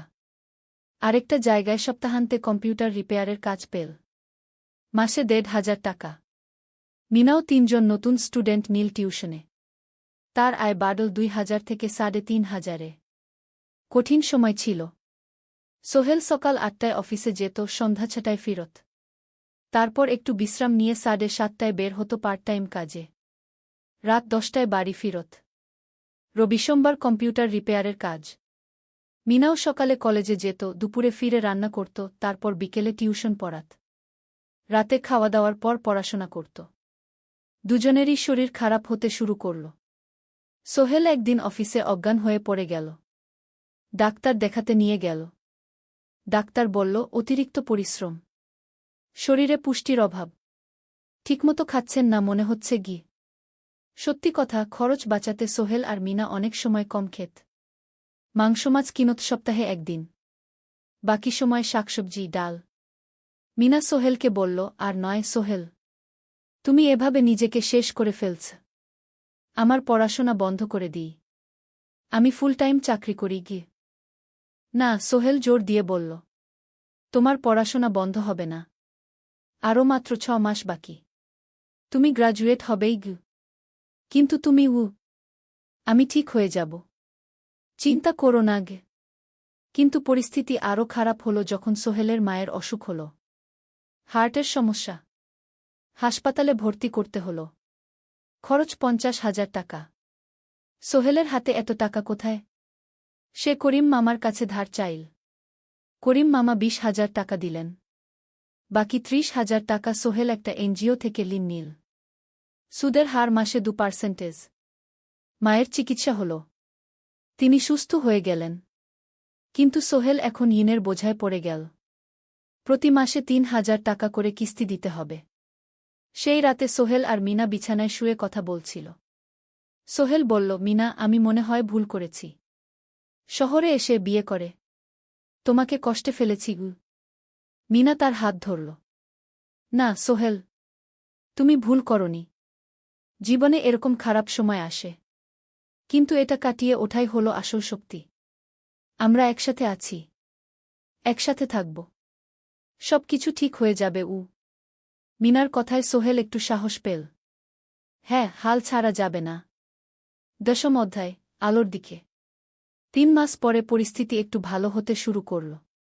আলী সাহেবের কোম্পানি একটা নতুন প্রজেক্ট পেল, একটা স্কুল বিল্ডিং বানানোর কাজ। কোম্পানি আবার স্থিতিশীল হতে শুরু করল। আলী সাহেব সোহেলকে ডেকে বললেন, সোহেল, আমি তোমার কঠোর পরিশ্রম দেখেছি। খারাপ সময়েও তুমি কোম্পানি ছেড়ে যাওনি। আমি কৃতজ্ঞ। আজ থেকে তোমার বেতন আবার 15,000 টাকা গু। সোহেল খুশি হয়ে গেল। ধন্যবাদ স্যার। মিনাও গ্র্যাজুয়েশন শেষ করল, ভালো ফলাফল করল। সে এখন চাকরি খুঁজছে। একদিন মিনা একটা প্রাইভেট স্কুলে শিক্ষিকার ইন্টারভিউ দিতে গেল। ইন্টারভিউ ভালো হল, তাকে নিযোগ দেওয়া হল। বেতন 12,000 টাকা। সেদিন সন্ধ্যায় দুজনে মিলে একটা ছোট্ট পার্টি করল।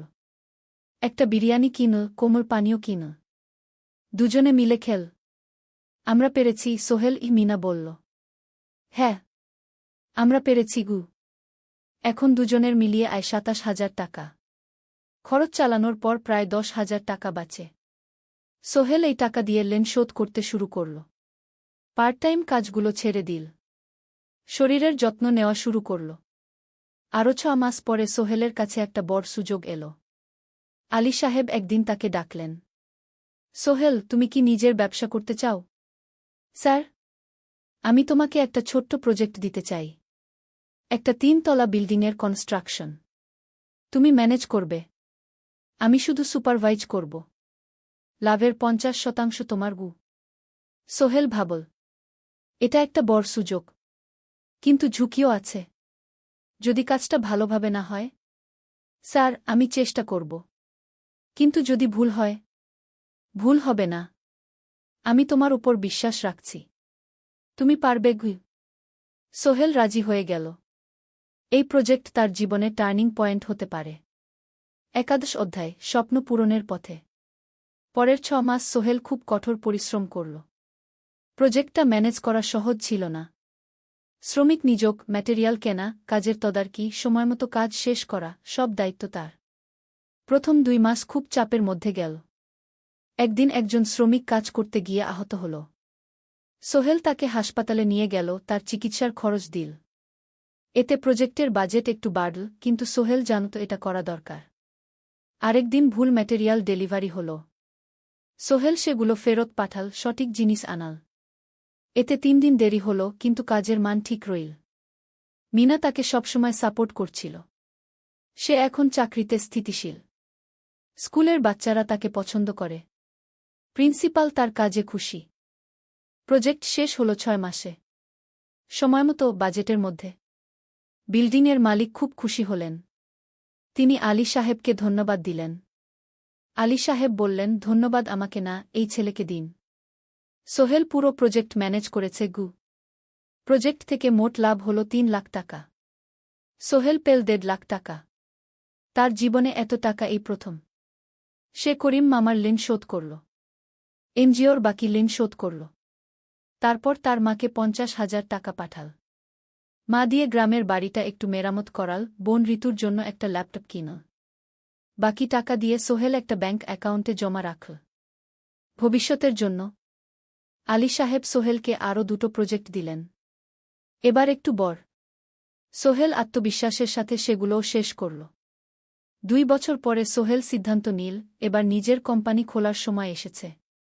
10 অধ্যায়, নতুন শুরু। সোহেল তার সব জমানো টাকা দিয়ে একটা ছোট্ট অফিস ভাড়া নিল। 2 রুমের অফিস। একটা রুমে কাজের জায়গা, আরেকটায় ছোট্ট মিটিং রুম। অফিসের সামনে একটা বোর্ড লাগাল, সোহেল কনস্ট্রাকশন অ্যান্ড ডেভেলপমেন্ট ই। মিনা তাকে সাহায্য করছিল। সে অফিসের অ্যাকাউন্টস দেখত সন্ধ্যায় স্কুল থেকে ফিরে। দুজন মিলে একটা টিম। প্রথমে ছোট ছোট কাজ নিল। বাড়ি মেরামত, দোকান সংস্কার, ছোট বিল্ডিং কনস্ট্রাকশন। কাজের মান ভালো রাখার চেষ্টা করল। সময়মতো শেষ করল। দাম ন্যায্য রাখল। ধীরে ধীরে সোহেলের সুনাম ছড়িয়ে পড়ল। মানুষ তাকে বিশ্বাস করত। তার কাছে নতুন নতুন কাজ আসতে লাগল। প্রথম বছর খুব কষ্ট হল। কখনো লাভ হতো, কখনো লস। কিন্তু সোহেল থেমে থাকল না। সে শিখতে লাগল ব্যবসা কিভাবে চালাতে হয়। দ্বিতীয় বছরে পরিস্থিতি ভালো হল। সোহেল এখন 3 জন স্থায়ী কর্মচারী নিযোগ দিল। একজন ইঞ্জিনিয়ার, একজন সুপারভাইজার, একজন অফিস সহায়ক। তৃতীয় বছরে একটা বড় প্রজেক্ট পেল। একটা স্কুল বিল্ডিং বানানোর কাজ। 5 তলা বিল্ডিং। সোহেল পুরো মনোযোগ দিয়ে কাজটা করল। শ্রমিকদের ভালো বেতন দিল, ভালো ম্যাটেরিয়াল ব্যবহার করল, সময়মতো কাজ শেষ করল। স্কুল কর্তৃপক্ষ খুব খুশি হল। তারা সোহেলের কাজের প্রশংসা করল। এই প্রজেক্ট থেকে সোহেল প্রায় 5 লাখ টাকা লাভ করল। এই টাকা দিয়ে সে আরও ভালো একটা অফিস নিল। আরও কর্মচারী নিযোগ দিল। এখন তার কোম্পানিতে 10 জন স্থায়ী কর্মচারী। প্রজেক্ট অনুযায়ী আরও শ্রমিক নিযোগ দেওয়া হয়। 13 অধ্যায়, পরিবার। এদিকে সোহেল আর মিনার সংসারেও খুশির খবর এল। মিনা গর্ভবতী। 9 মাস পর তাদের একটা মেয়ে হল। নাম রাখল সারা। সারা যখন জন্মাল, সোহেলের মা আর বোন চট্টগ্রামে এল। মা 1 মাস থেকে গেলেন। মিনাকে সাহায্য করলেন। সোহেল এখন একটা বড় ফ্ল্যাট ভাড়া নিয়েছে। 3 রুমের ফ্ল্যাট। একটা রুমে সোহেল, মিনা, একটায় সারা, আরেকটায় অতিথি রুম। মায়ের জন্য সোহেল সিদ্ধান্ত নিল তাকে চট্টগ্রামে নিয়ে আসবে। গ্রামে একা থাকা ঠিক না। কিন্তু মা রাজি হলেন না। না বাবা, আমি গ্রামেই থাকব। এখানে আমার পরিচিত মানুষ আছে। তোর বোনকে নিয়ে যা। ও ঢাকায় পড়ছে, চট্টগ্রামে এনে ভালো কোথাও ভর্তি করিয়ে দেগি। সোহেল তাই করল। ঋতুকে চট্টগ্রাম বিশ্ববিদ্যালয়ে ভর্তি করিয়ে দিল। ঋতু এখন সোহেলের ফ্ল্যাটে থাকে, বিশ্ববিদ্যালয়ে পড়ে। সোহেলের মনে হল তার জীবন এখন পরিপূর্ণ। স্ত্রী, মেয়ে, বোন সবাই তার কাছে। ব্যবসা ভালো চলছে। মা গ্রামে সুখে আছেন। চতুর্দশ অধ্যায়, সফলতার শিখরে। 5 বছর কেটে গেল। সোহেল এখন একজন সফল উদ্যোক্তা। তার কোম্পানি কি সোহেল কনস্ট্রাকশন অ্যান্ড ডেভেলপমেন্ট এখন চট্টগ্রামে বেশ পরিচিত। প্রায় 30 জন কর্মচারী তার অধীনে কাজ করে। সোহেল এখন শুধু ছোট প্রজেক্ট করে না, বড় বড় প্রজেক্টও করে। একটা 8তলা বিজনেস কমপ্লেক্স বানানোর কাজ পেয়েছে। একটা হাসপাতাল বিল্ডিং বানাচ্ছে। মিনা এখনও স্কুলে পড়ায়। সে এখন ভাইস প্রিন্সিপাল। সাথে সোহেলের কোম্পানির অ্যাকাউন্টস ম্যানেজার। দুজন মিলে ব্যবসা চালা। সারা এখন 4 বছরের। স্কুলে ভর্তি হয়েছে। খুব চালাক মেয়ে। ঋতু বিশ্ববিদ্যালয় থেকে গ্রাজুয়েট হয়ে একটা ব্যাংকে চাকরি পেয়েছে। একদিন আলী সাহেব